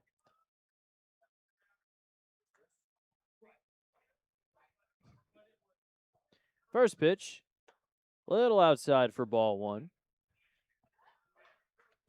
Lynn Scott is 0 for 1 today. Grounder over to Cerny at second base. 1-0 from Daly. Fly ball into foul ground. Running after it is Cam Sudo, but he does not have the room. It lands on the roof. Oh, nice catch out there from Ryan Wiltsey. We're going to see Wiltsey hopefully pitch this weekend against Washington.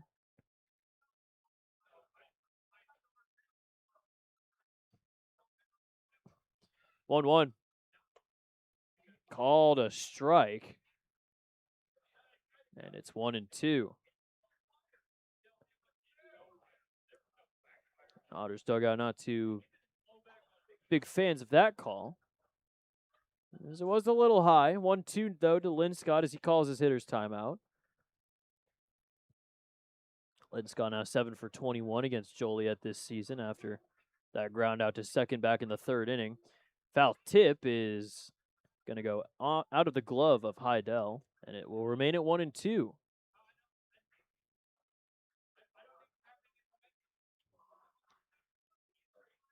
Daly's season high in innings pitched is 7. That was in that last game against New York. Fastball high, it's 2-2. That game against New York, possibly his best of the season, and he wasn't even involved in the decision. Didn't get the win nor the loss, even though he managed to go 7 innings and strike out 10. That just misses outside. Great take for Lynn Scott, and it's 3-2. Lynn Scott has 24 walks, 32 strikeouts this season.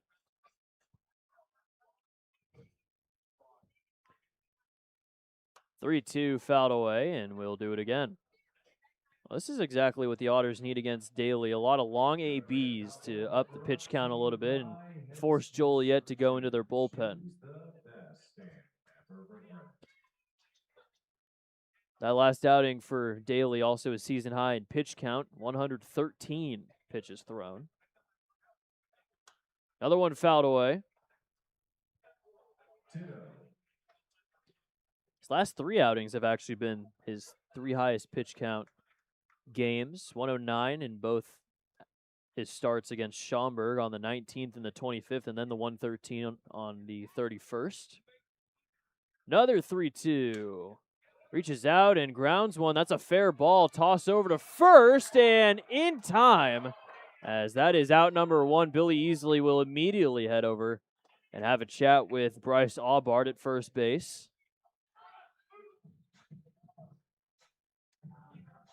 That is out, and it also didn't really look like a fair ball.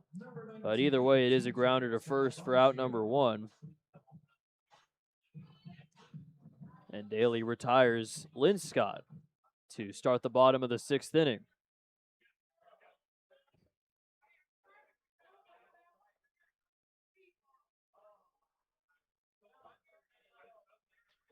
First pitch to Salvaggio. Fights one off foul the other way.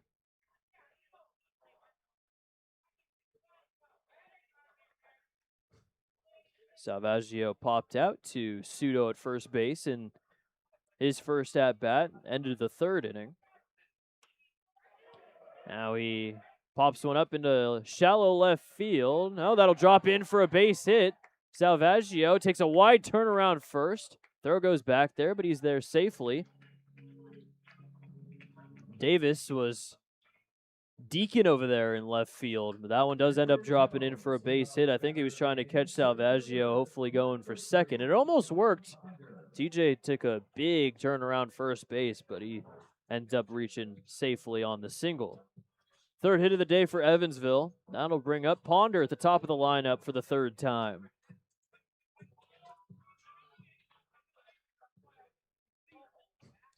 Could be a good opportunity here for Evansville, especially with Salvaggio on first. A perfect 17 for 17 on stolen base attempts this year. Bunt showed. It's called a ball outside. Ponder has had a good few bunt singles this season.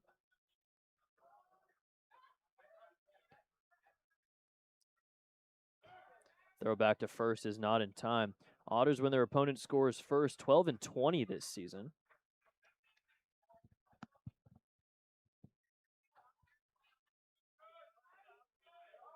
And we didn't have any score up until the top of the 6th inning with Jackson Valera's RBI double. Rip back up the middle into center field for a base hit. Salvaggio is into second base. Back-to-back singles for Salvaggio and Ponder. There's 2 on with 1 out now for Amani Jones.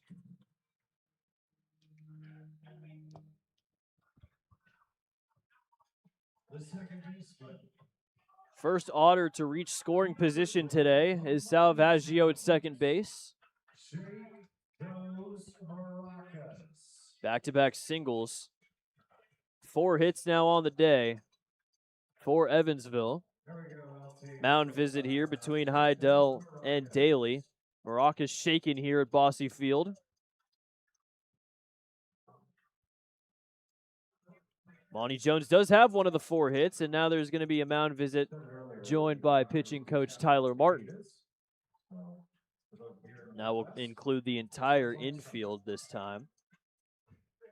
So after the one-on-one between Heidel and Daly, seems as though Tyler Martin wanted to get involved in the conversation as Joliet tries to figure out how to pitch to Amani Jones here. He's 1 for 2, flied out to Battipaglia at short in his first at-bat, then singled in the 4th. Has 2 on with 1 out. Is the bulk of the order coming up as well. Amani Jones, then Logan Brown. It's going to be a couple of lefties. Amani Jones, switch hitter, hitting from the left side, then the true lefty in Brown, as well as Blake Robertson, if it goes to him, who already has a hit today.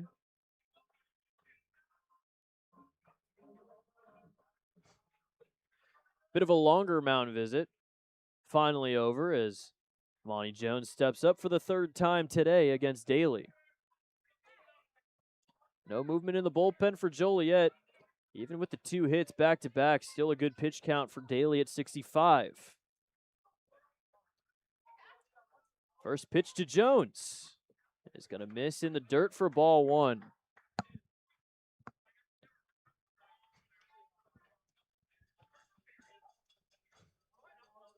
Monty Jones with runners in scoring position, hitting .279, 17 for 61.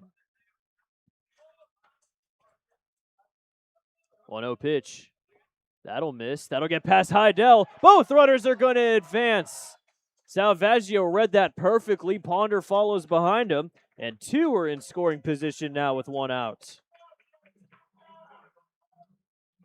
That one didn't get past Heidel that much, but he did not know where the ball was, and that allowed Salvaggio to take third, Ponder to take second, and that will move the infield in.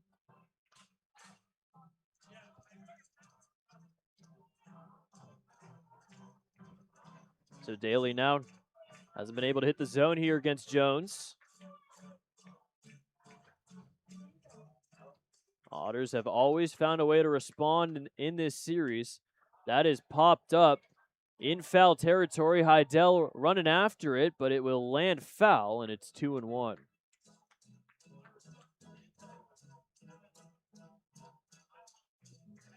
Another opportunity here for Jones. Looked like originally that was going to have enough space for Heidel to maybe attempt a catch, but it hits the netting right above Joliet's dugout.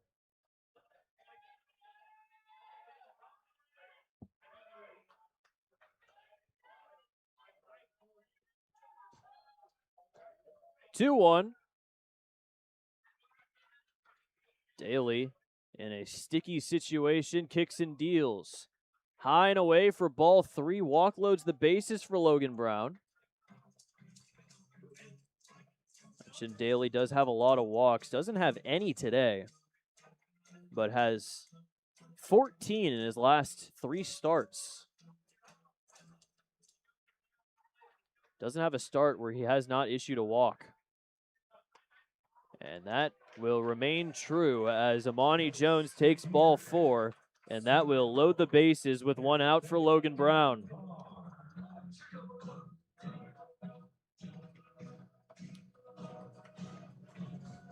Immediately Joliet getting somebody warm in the bullpen.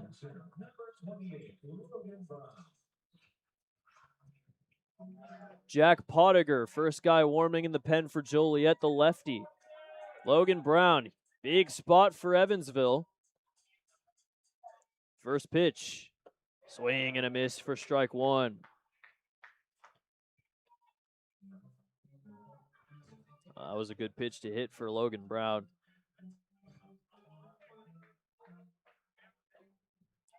So wasn't able to make contact on it. 0-1 here. Shows bunt, tries the safety squeeze. We've seen that a lot. Pulls it back, though, and it's called ball 1. This is the Logan Brown special. Usually works as well. See if he shows it again here. 1-1 from Daly. Doesn't show. It's outside for ball 2. Daly a chance to walk in a run here. He's been a little wild the past 2 batters.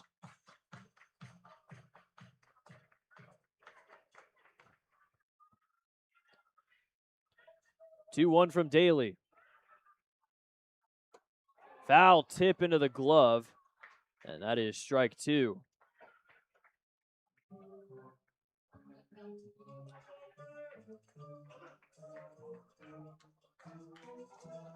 Logan Brown, runners in scoring position. He's hitting .321, 18 for 56. Might just need something through the 5-5 hole. 2-2. That is called strike 3. And Logan Brown goes down looking. 4th strikeout of the day for Daly, first looking. And that's out number 2.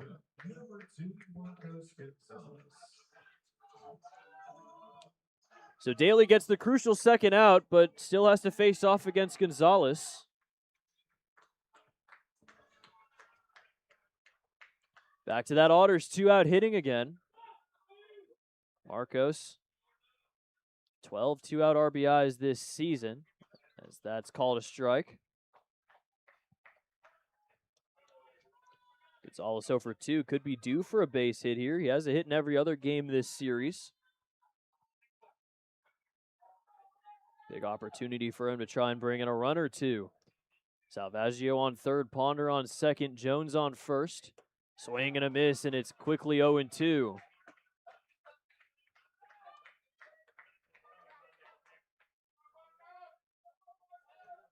Gonzalez does lead the team in strikeouts, but also leads the team in hits with 90.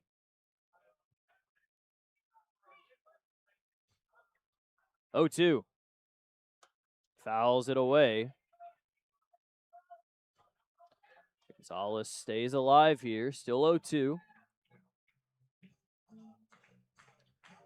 Just like Simpson, this is by far the longest inning that Daly has had so far today.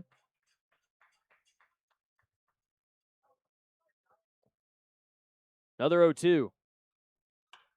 That's a grounder. That's a fair ball down the line, all the way into the corner. 2 runs will score. Here comes Amani Jones. He will score. Into third is Gonzalez, a 3-run triple, and the Otters have a 3-1 lead.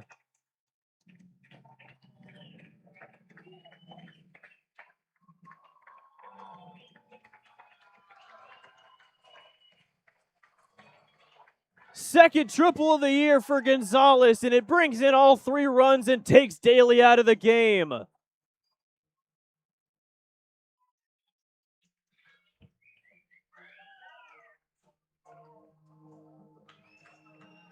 Absolutely clutch from Marcos. He drives in 3 runs.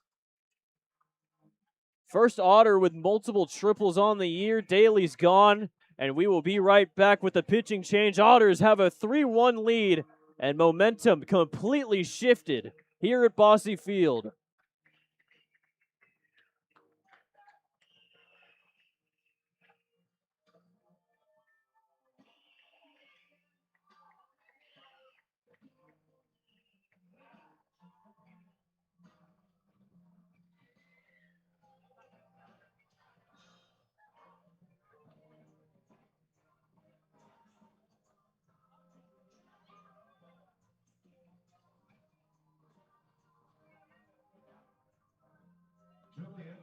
down going forward. Jack Hunter. Into fifth. Hunter is on the mound. Douglas behind the plate. Put your get your battery. Power out. Answer on Repair East. Find your battery into the Answer on Repair East. 2319 up River Road. 812-475-9000.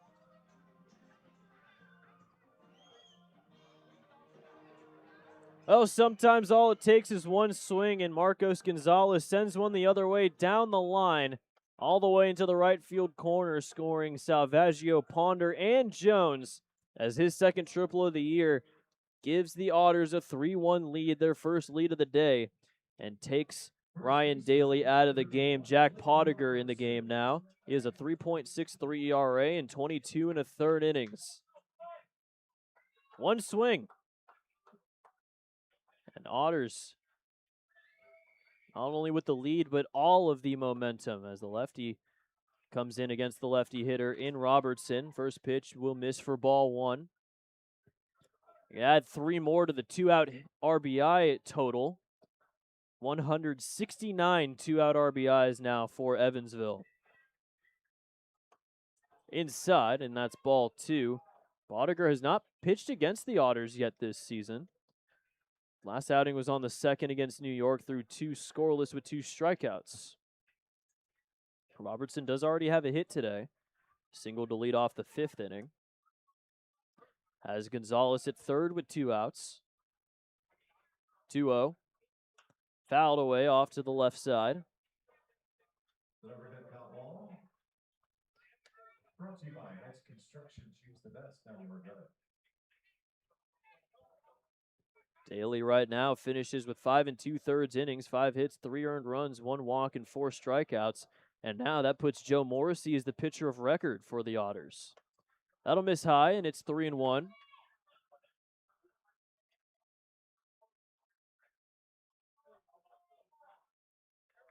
Seems like every time Joliet scores, Otters come back and just keep on bringing the pressure. They have brought it here in the 6th inning. That's into the gap in left center field. It's going to be extra bases. Here comes Gonzalez. He'll score easily. Blake Robertson continues his insane Joliet series with another double, and it's 4-1 Evansville in the 6th inning. Left fielder number 6, LT Castillo. Keep it coming. Another hit, another run scored, a 4-run 6th inning, and the Otters lead it by 3. Now it's LG. Runner on second, 2 outs. LG mentioned leads the team in 2-out RBIs, so he is built for this moment. Has Robertson at second. Otters still getting out hit, by the way, 7-6, but they have the 4 runs now compared to the Joliet 1. Swing and a miss, and it's 1-1.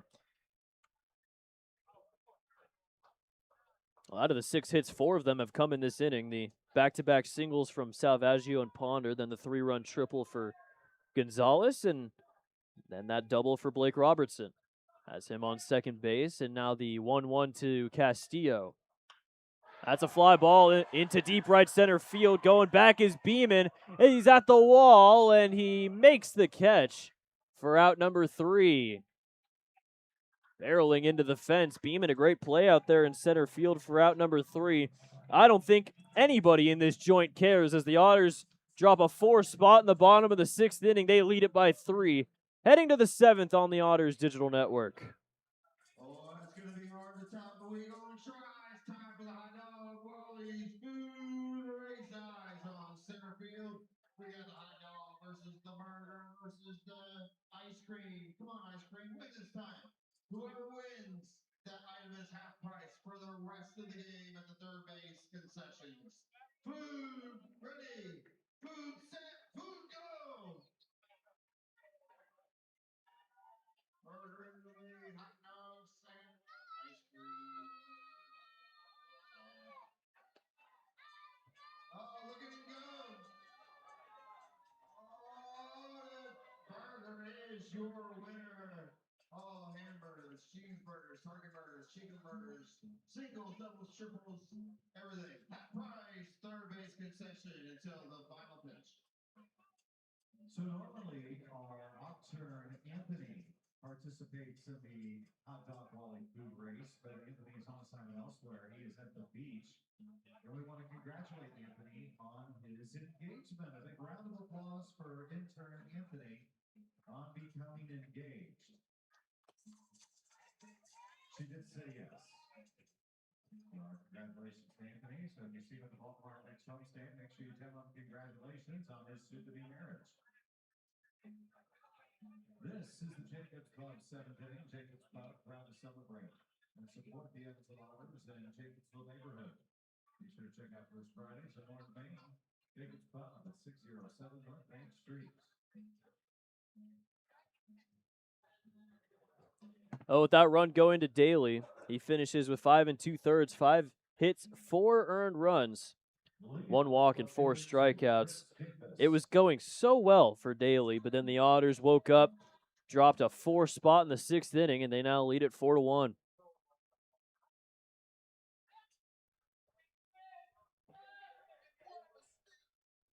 Davis, Heidel, Battipaglia, the top 3 here in the 7th inning. Joliet now down by 3 as Morrissey throws a strike.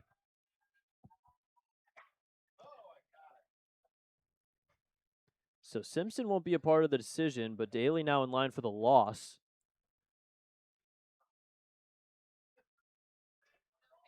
A little inside. Davis is 1 for 2. Singled in the 3rd inning. Grounded out to short in the 5th.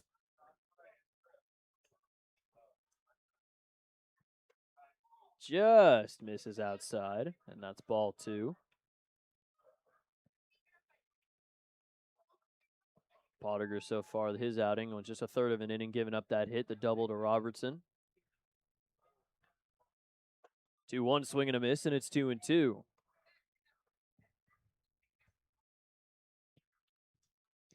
Morrissey, say earned the victory, because Simpson did throw the 5-2 scoreless, but with the bases loaded, he struck out Tyler Cerny.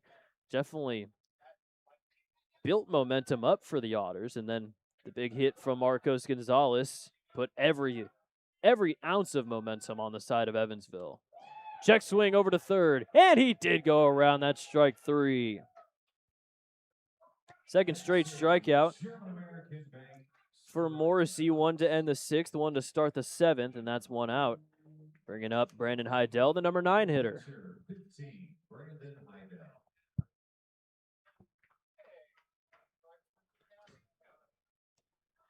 Heidel is 0 for 2. Did reach on the fielder's choice back in the 3rd inning, but grounded out to short in the 5th inning. Does not have a hit yet today, as that's called a strike, and it's 0-1. All of a sudden, Otters 8 outs away from taking 3 of 4 against Joliet. Good curveball called a strike. It's 0-2. Morrissey has a strikeout in now 19 of 22 appearances. Season high is 3 strikeouts. He's done that 4 times. Has a chance to do it a 5th time here if he gets Heidel. 0-2. There it is. Swing and a miss for strike 3, and 3 straight Ks for Morrissey. Game number 5 with 3 Ks for Joe, and that's out number 2. So far, Morrissey's faced 3 batters and struck them all out. Bottom 3 now back to the top of the order for Ian Battipaglia.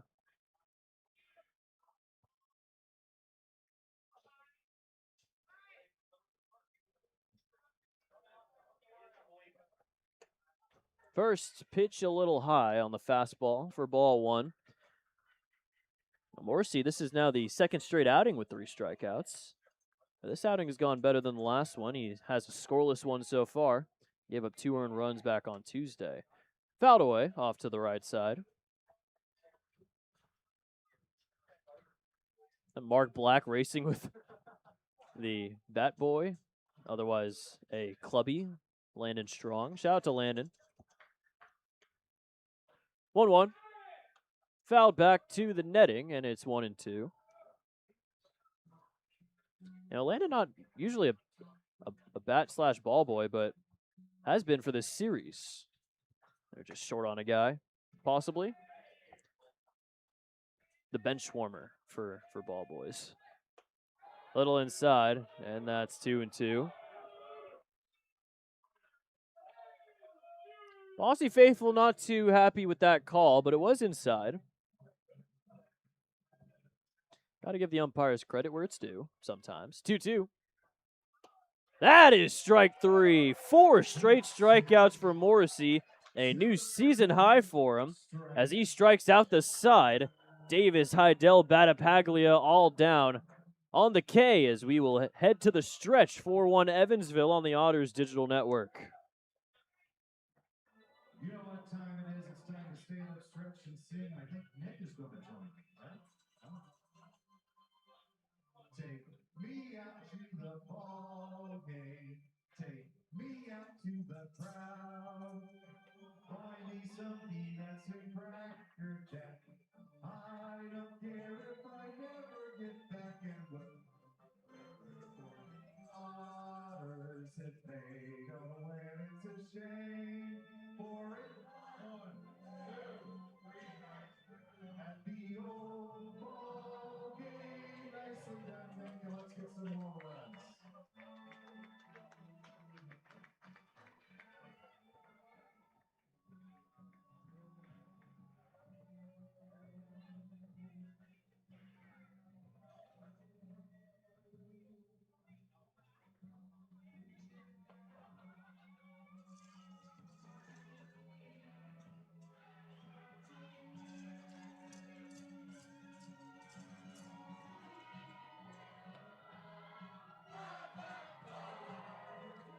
Sweet Caroline playing amongst the stadium, amongst the crowd here at Bossy Field.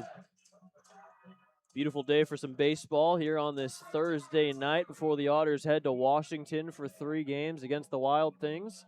First time we will play against the Wild Things on the road this season.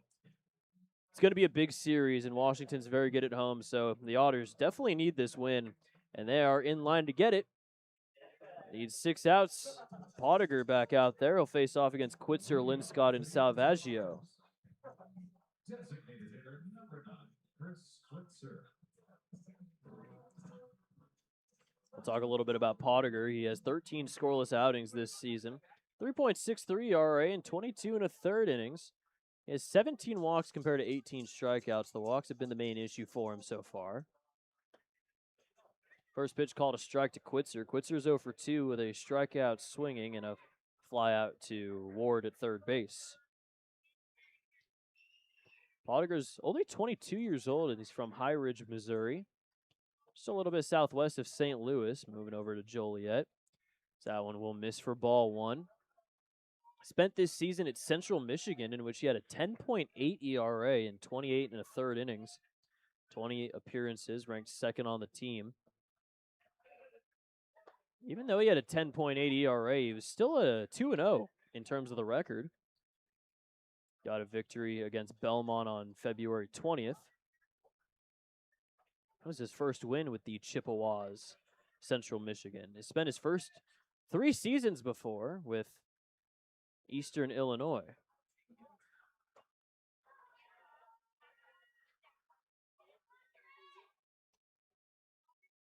One, 2. That will miss low.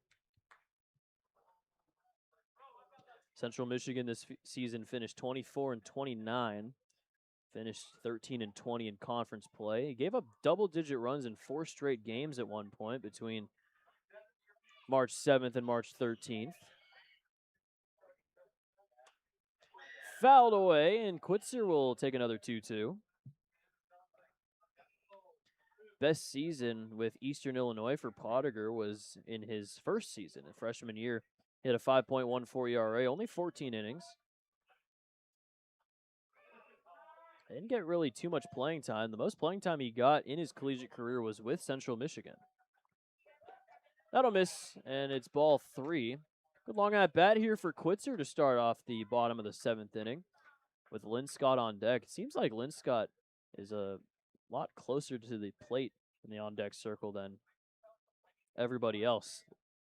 Like he's almost right behind him. That will miss, and that's ball 4. Quitzer, a great take, and he has his first walk of the season.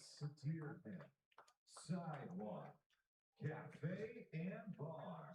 Does strike out a lot, gets the occasional walk, but does hit the ball well, and he'll reach to start off the bottom of the 7th inning after a long battle with Pottinger.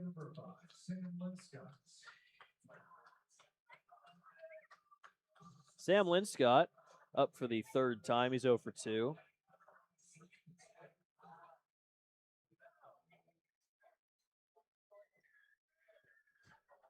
Quitzer on first, nobody out. First pitch, bunt showed. Bunt dropped down in front of Pottinger. No play at second. He'll throw to first in time for out number 1. Nice sack bunt for Linscott. Will advance Quitzer to second base.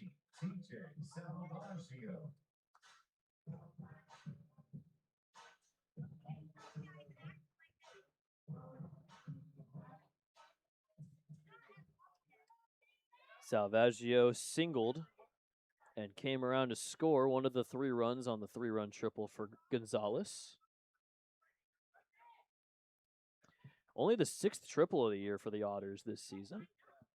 Not necessarily a team that hits a lot of triples. It's kind of is in correlation with the speed factor. Otters not the fastest team, but Tri-City has the most stolen bases and the most triples in the league, so it does kind of correlate there. Gonzalez, though, is flying around the bases on his way to third base. Monty Jones as well, scoring all the way from first base. Inside, it's 2-0.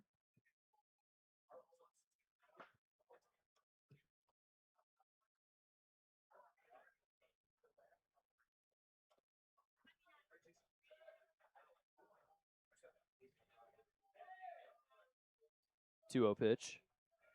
Little high, and it's ball 3. Mentioned Pottinger, the struggle is the walks. Now has 18 walks compared to 18 strikeouts, and is close to now having more walks than strikeouts this season. 6'5" is Pottinger. 3-0.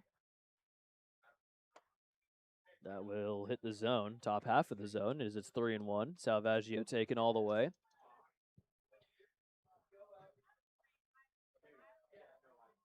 Somebody warming in each bullpen now. 3-1 from Pottinger. Called strike 2. Salvaggio has taken every pitch he's seen so far as Alex Valdez warms in the bullpen for Evansville. On the other side, it is Casey Odell, who we've seen already in this series. 3-2. Inside, and that's ball 4. Another good take for Salvaggio, as Pottinger has walked 2 in this inning. Deerhead Sidewalk Cafe and Bar as Ponder is up. Now 19 walks compared to 18 strikeouts for Pottinger. Ponder has a hit, 1 for 3. Got a hit in the 6th inning. Helps give the Otters the lead. Bunt shows for him. Pulls it back, and it's called strike 1.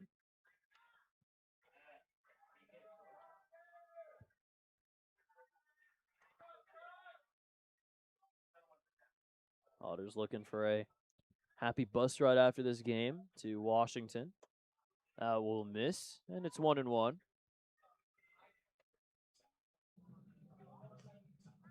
Trying to get a road trip to Washington on a 3-game winning streak. Does look like Florence is going to win their 11th straight, though, as they're up 4-1 in the 9th against Sussex. Little high. Washington has had a 7-0 lead. It's now 7-4 in the 9th inning. Down East trying to attempt a little comeback in the 9th inning. Popped up, right side of the infield. Cam Suda will make the catch, and that's out number 2. Fans trying to distract Suda and make him drop it. Didn't end up working, though. That'll bring up Amani Jones. Monty Jones walked to load the bases, then scored all the way from first on the triple from Gonzalez.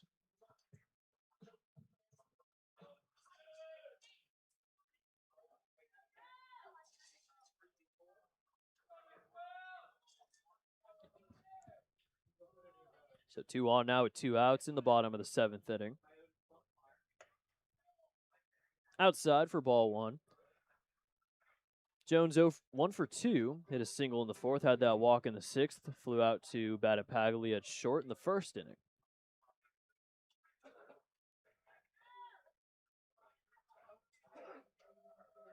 1-0 pitch. Called a strike, and it's 1-1. So the 4-run 6th inning for the Otters after getting shut out through the first 5. Joliet took the lead on the Valera RBI double. That's the only run that they've brought across, though, as the Otters managed to score and retaliate yet again in this series. Fouled away off to the right side, and it's 1-2.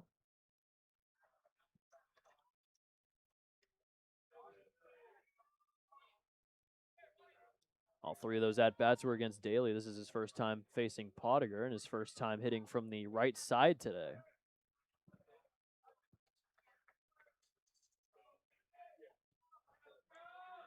The 1-2. Line to second right at Cerny, who was positioned perfectly.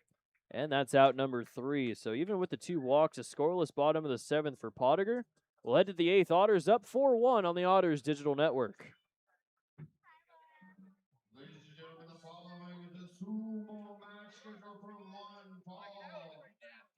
In the blue, we got Capo. In the red, we've got Kimber.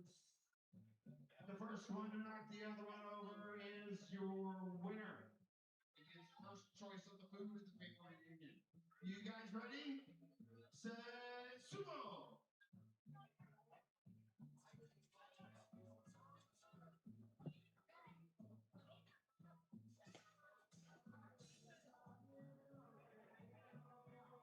bounds.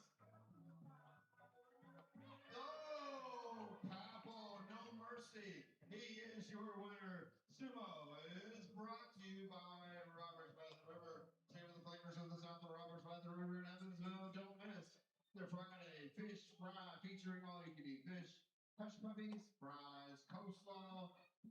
For only $18, you can visit them, could visit them at 6 Walnut Street, but you can visit them online at robertsbytheriver.com.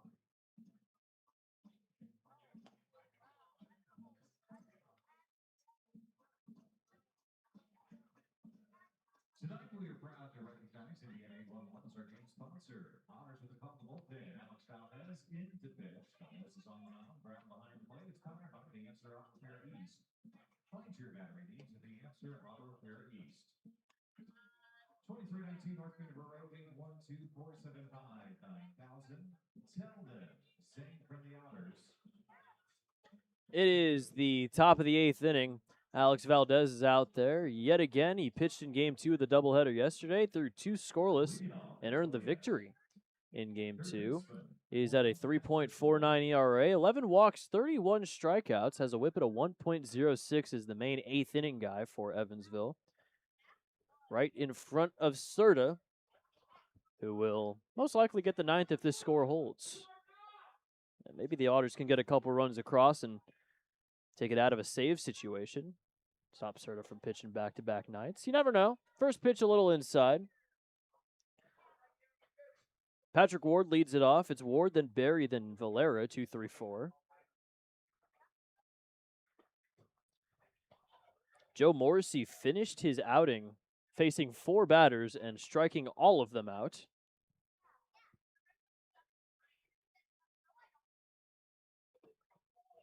Called a ball, it's 2-1. Ward is 2 for 3 today, 2 singles in his last 2 at-bats. He singled in the 6th and has scored the only run of the day for Joliet.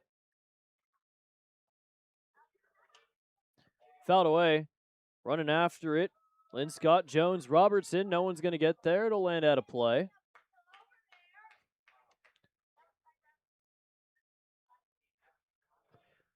2-2 now to Ward.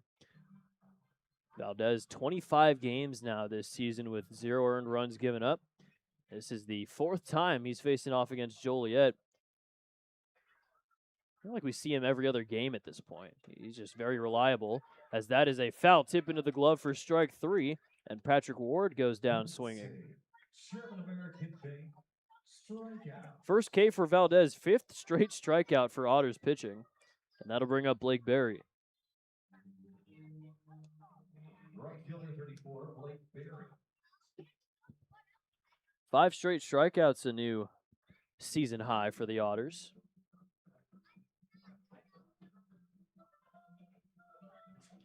Blake Berry 0 for 3 has a grounder back to Simpson and a couple of flyouts to center. First pitch a little outside for ball 1. Valdez from La Matas de Farfan in the Dominican Republic.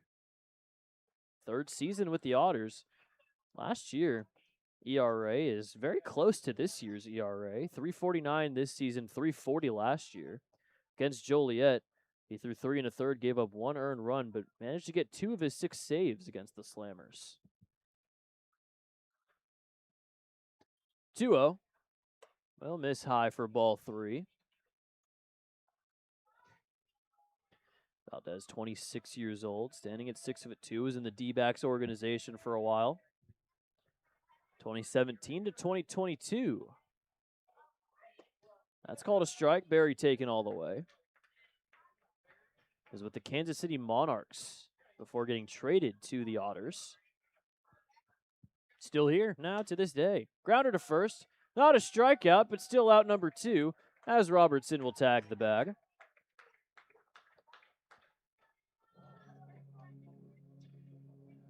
Well, let's see if the Otters can get Jackson Valera out. He's 3 for 3 today. Just keeps on hitting the ball well against Otters pitching. He has a double and 2 singles, has driven in the only run of the day for Joliet.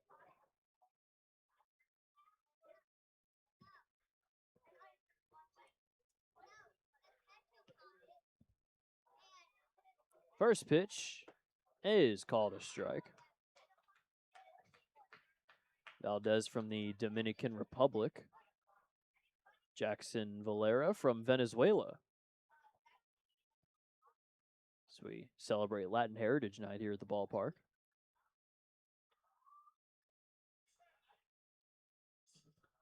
One.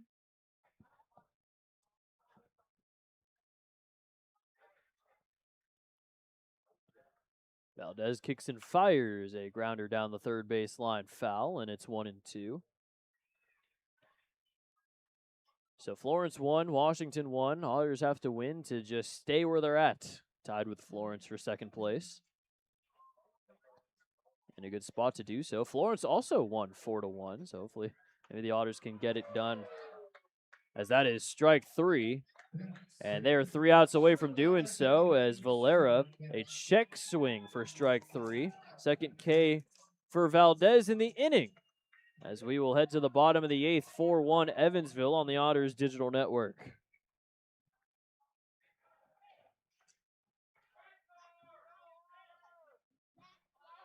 Otters fans, it's time for the Legends Dip, brought to you by A-Zip Pizza. Whose pizza lord with the jalapeno face? This guy likes the jalapenos on it, I guess. Over there, we've got the Legends. The legendary Evan versus the legendary Benjamin Mossy versus Harrison. They're going to race around the warning track. Whoever wins is the most legendary. Place your bets. Legends, are you ready? Get set, go! Come on, Evan. Watch out for the ball and the flavors.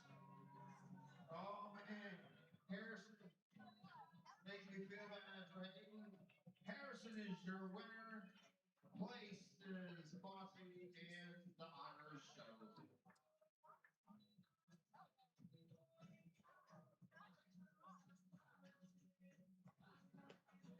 This is the McMahon exterminating eighth inning. Remember who can help with all your pest control needs? Eighth inning brought to you by McMahon Exterminating. Remember who can help with all your pest control needs. McMahon can. Junior Serta's warming up in the bullpen. Might see Serta time today, but we'll see if the Otters can get a couple of insurance runs, as it will be Logan Brown, Marcos Gonzalez, and Blake Robertson leading off. Two of the first three lefties, so Pottinger will stay out there for another inning of work. He's thrown 2 scoreless so far. Or 1 1/3 scoreless. Logan Brown so far is 0 for 3 today. Couple of flyouts and a strikeout looking.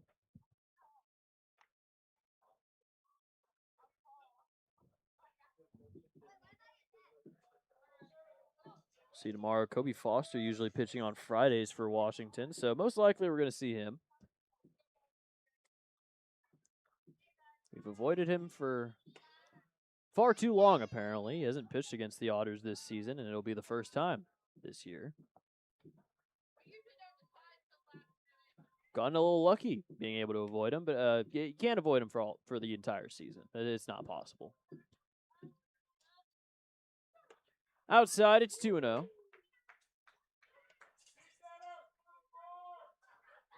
Logan Brown only 17 walks this season. Doesn't really walk or strike out all too much. He just makes a lot of contact. That definitely shows in his .352 average. Called a strike, and it's 2-1.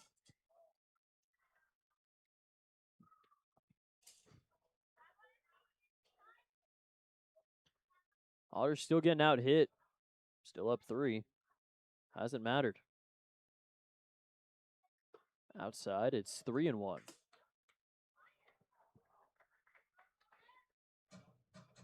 Just the 4 runs in the 6th inning for Evansville, and the 1 run in the 6th for Joliet. That's the only inning in which either team has scored, and both of them managed to bring a run across, at least one. Swing and a miss, and it's 3-2.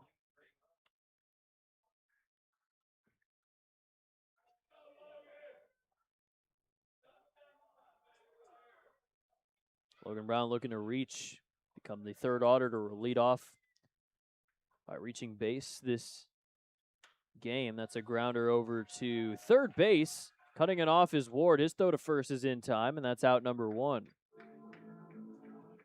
It was hit slow enough. Patrick Ward got right out in front of Ian Battipaglia and was able to make the play for out number 1. That'll bring up Marcos Gonzalez. Has the biggest swing of the day, his 3-run triple that brought in Jones, Salvaggio, and Ponder. Gave the Otters a 3-run lead, and then the guy on deck, Blake Robertson, made it 4 by bringing him in.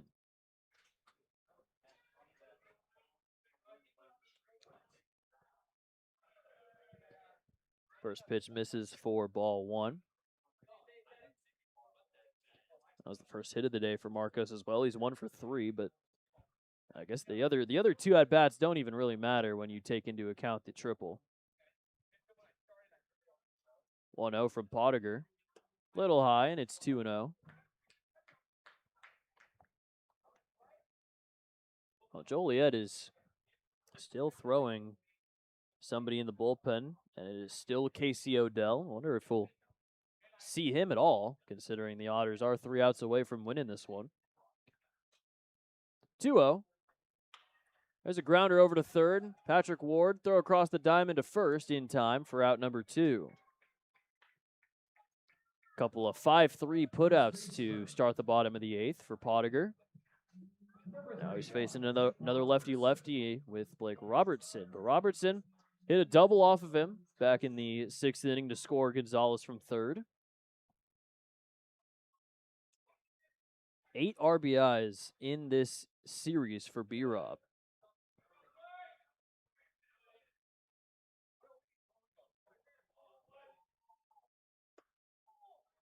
Overall for Robertson, 8 for 16, 2 runs, 2 doubles. 2 homers, 8 RBIs, and 3 strikeouts. Still has one more opportunity to add to that total. Takes a strike, and it's 1-1.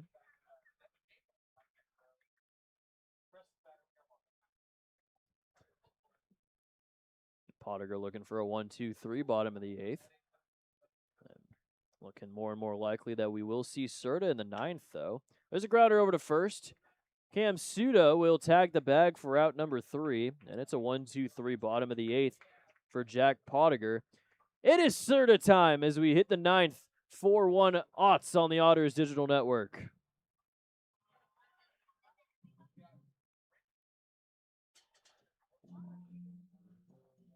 Otters fans, it is now time for the Hickory Pit Stop Pull the Pork Challenge, brought to you by the best barbecue spot in town, Hickory Pit Stop, right across Morgan on the corner of Morgan and Main. You can see it from the roof. So we've got a couple teams here. On the left, we've got Justin and Silas. On the right is Peyton and Jacob. I'm going all in on Justin and Silas. So don't lose, Silas. Try to make some money tonight. You guys ready? Set, go! Come on, Silas! Putt! There we go! Cheer him on, everybody! Look at that! Let's go! The strongest child on earth!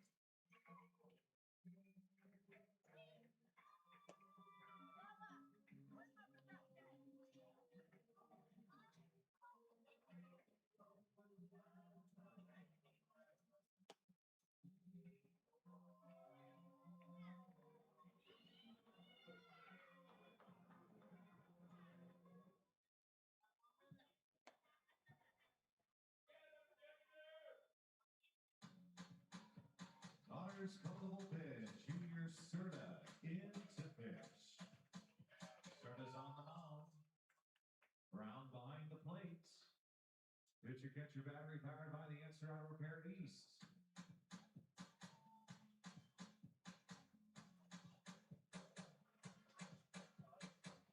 Junior Serta into the game looking for save number 14 on the year. It will be Beeman Pseudo Cerny with the Otters 3 outs away from taking 3 of 4 at home against Joliet and winning not only this series but the season series against the Slammers. Serta has a 3.5 ERA in 36 innings, was a starter for about 20 seconds and is now back in the bullpen. Looking for save number 14. Got the save against Joliet in game 2 of the doubleheader.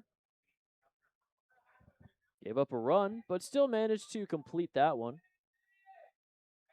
And get the 6-4 victory. First pitch fouled away for strike 1 to Beeman. Beeman is 1 for 2. Has a single in the 4th, a walk in the 6th, and a double play. Grounded into.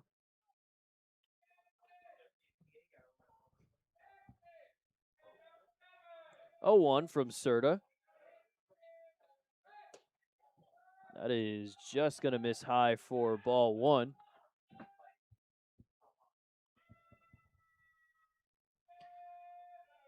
Valdez managed to get through the bulk of the order. 2 strikeouts and a 1-2-3/8. Serta here to slam the door shut in the 9th. Called strike 2.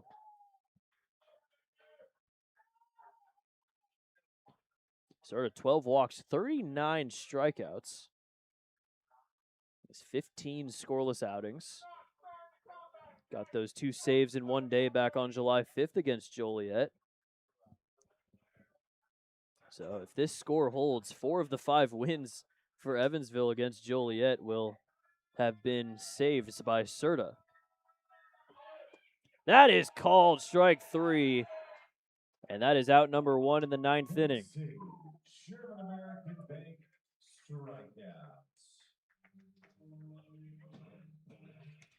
Well, after Garrett Simpson went 5 2/3 with only 1 strikeout, the bullpen's faced 8 batters and have struck 7 of them out.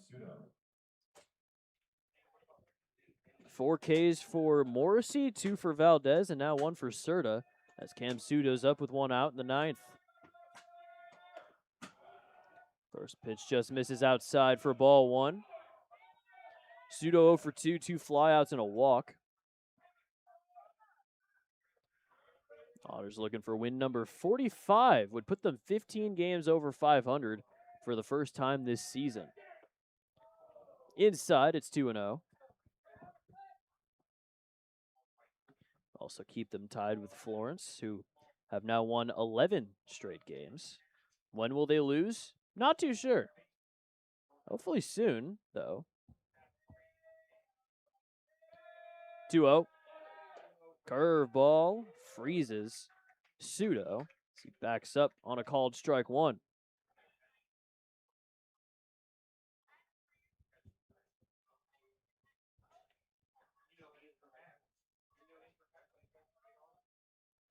Two-one pitch. Fly ball into left field. LG Castillo moves a couple steps to his right and makes the catch for out number 2. Joliet down to their final out here in the top of the 9th inning. Otters looking to win their 3rd straight and take the series here against the Slammers. Back-to-back 4-game series for the Otters against Windy City. They split.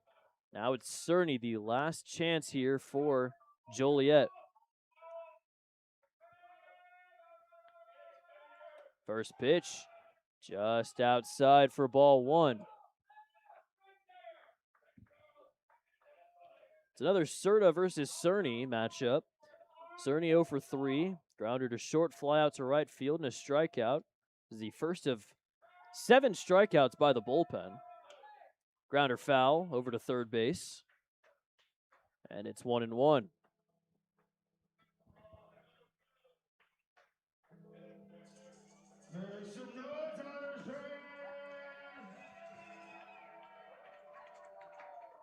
Bossy Faithful wants a win here.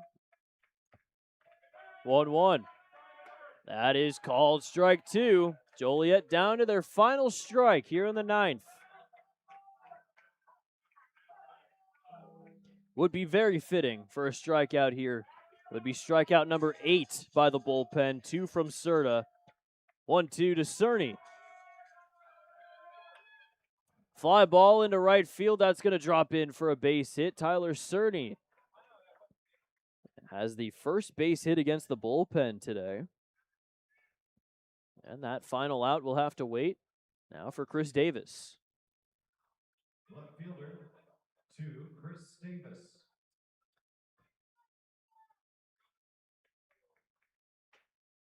Well, Joliet's still down to their last out, but now with a runner on first. 8th hit of the day for Joliet. Out hitting Evansville, but losing. The Otters are 2-21 coming into today's game when getting out hit by their opponent. They're out away from win number 3 as that's called strike 1.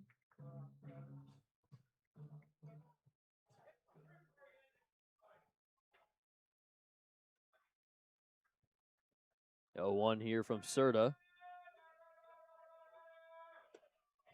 Check swing. Did not go around, and it's 1-1. This is a little inside.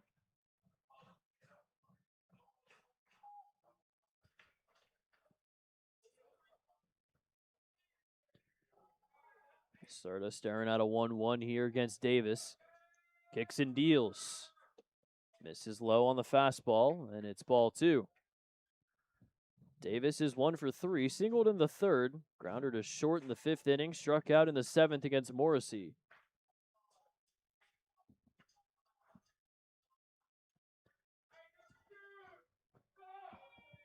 Two-one. Grounder over to first, foul, and Joliet once again down to their final strike. Well, the only 2 guys that didn't strike out against the bullpen, Blake Berry and Cam Pseudo, induced a grounder to first and a fly out to left field. Serta looking to close the door again here, this time against Davis. The 2-2. That is called strike 3 and the Otters win. 8th strikeout from the bullpen, 2nd for Serta, And the Otters take 3 of 4 at home here against Joliet after a massive 4-run 6th inning. Take a look at the outfield dancing out there. Otters win it, 3rd straight victory, 15 games over 500 for the first time this season. And it is all smiles heading to Washington as the Otters get the 4-1 win after sweeping the doubleheader. Looking good offensively, but the big swing coming from Marcos Gonzalez, that 3-run triple, switched the momentum completely into the Otters' favor, and they never wavered as the bullpen was phenomenal. 8 strikeouts as a scoreless 3 innings of work. Combined from Morrissey, Valdez, and Serta, were able to close the door. The Otters, even though they got out hit, still managed to put together 4 runs. They got 4 runs on 6 hits, no errors. On the other side, 1 run, 8 hits, no errors for Joliet, as we have to go to Washington. So, for everybody here at Bossy Field, I'm Evan Patoka. A very great home series for the Otters against Joliet. Hopefully, we'll keep the win streak coming. 3's a streak. And hopefully Washington is nice and good to us. Tomorrow, 7:05 Eastern, 6:05 Central Standard Time in Game 1 of 3 against the Wild Things. It's a big series, and we'll see you then. For now, have a good rest of your night.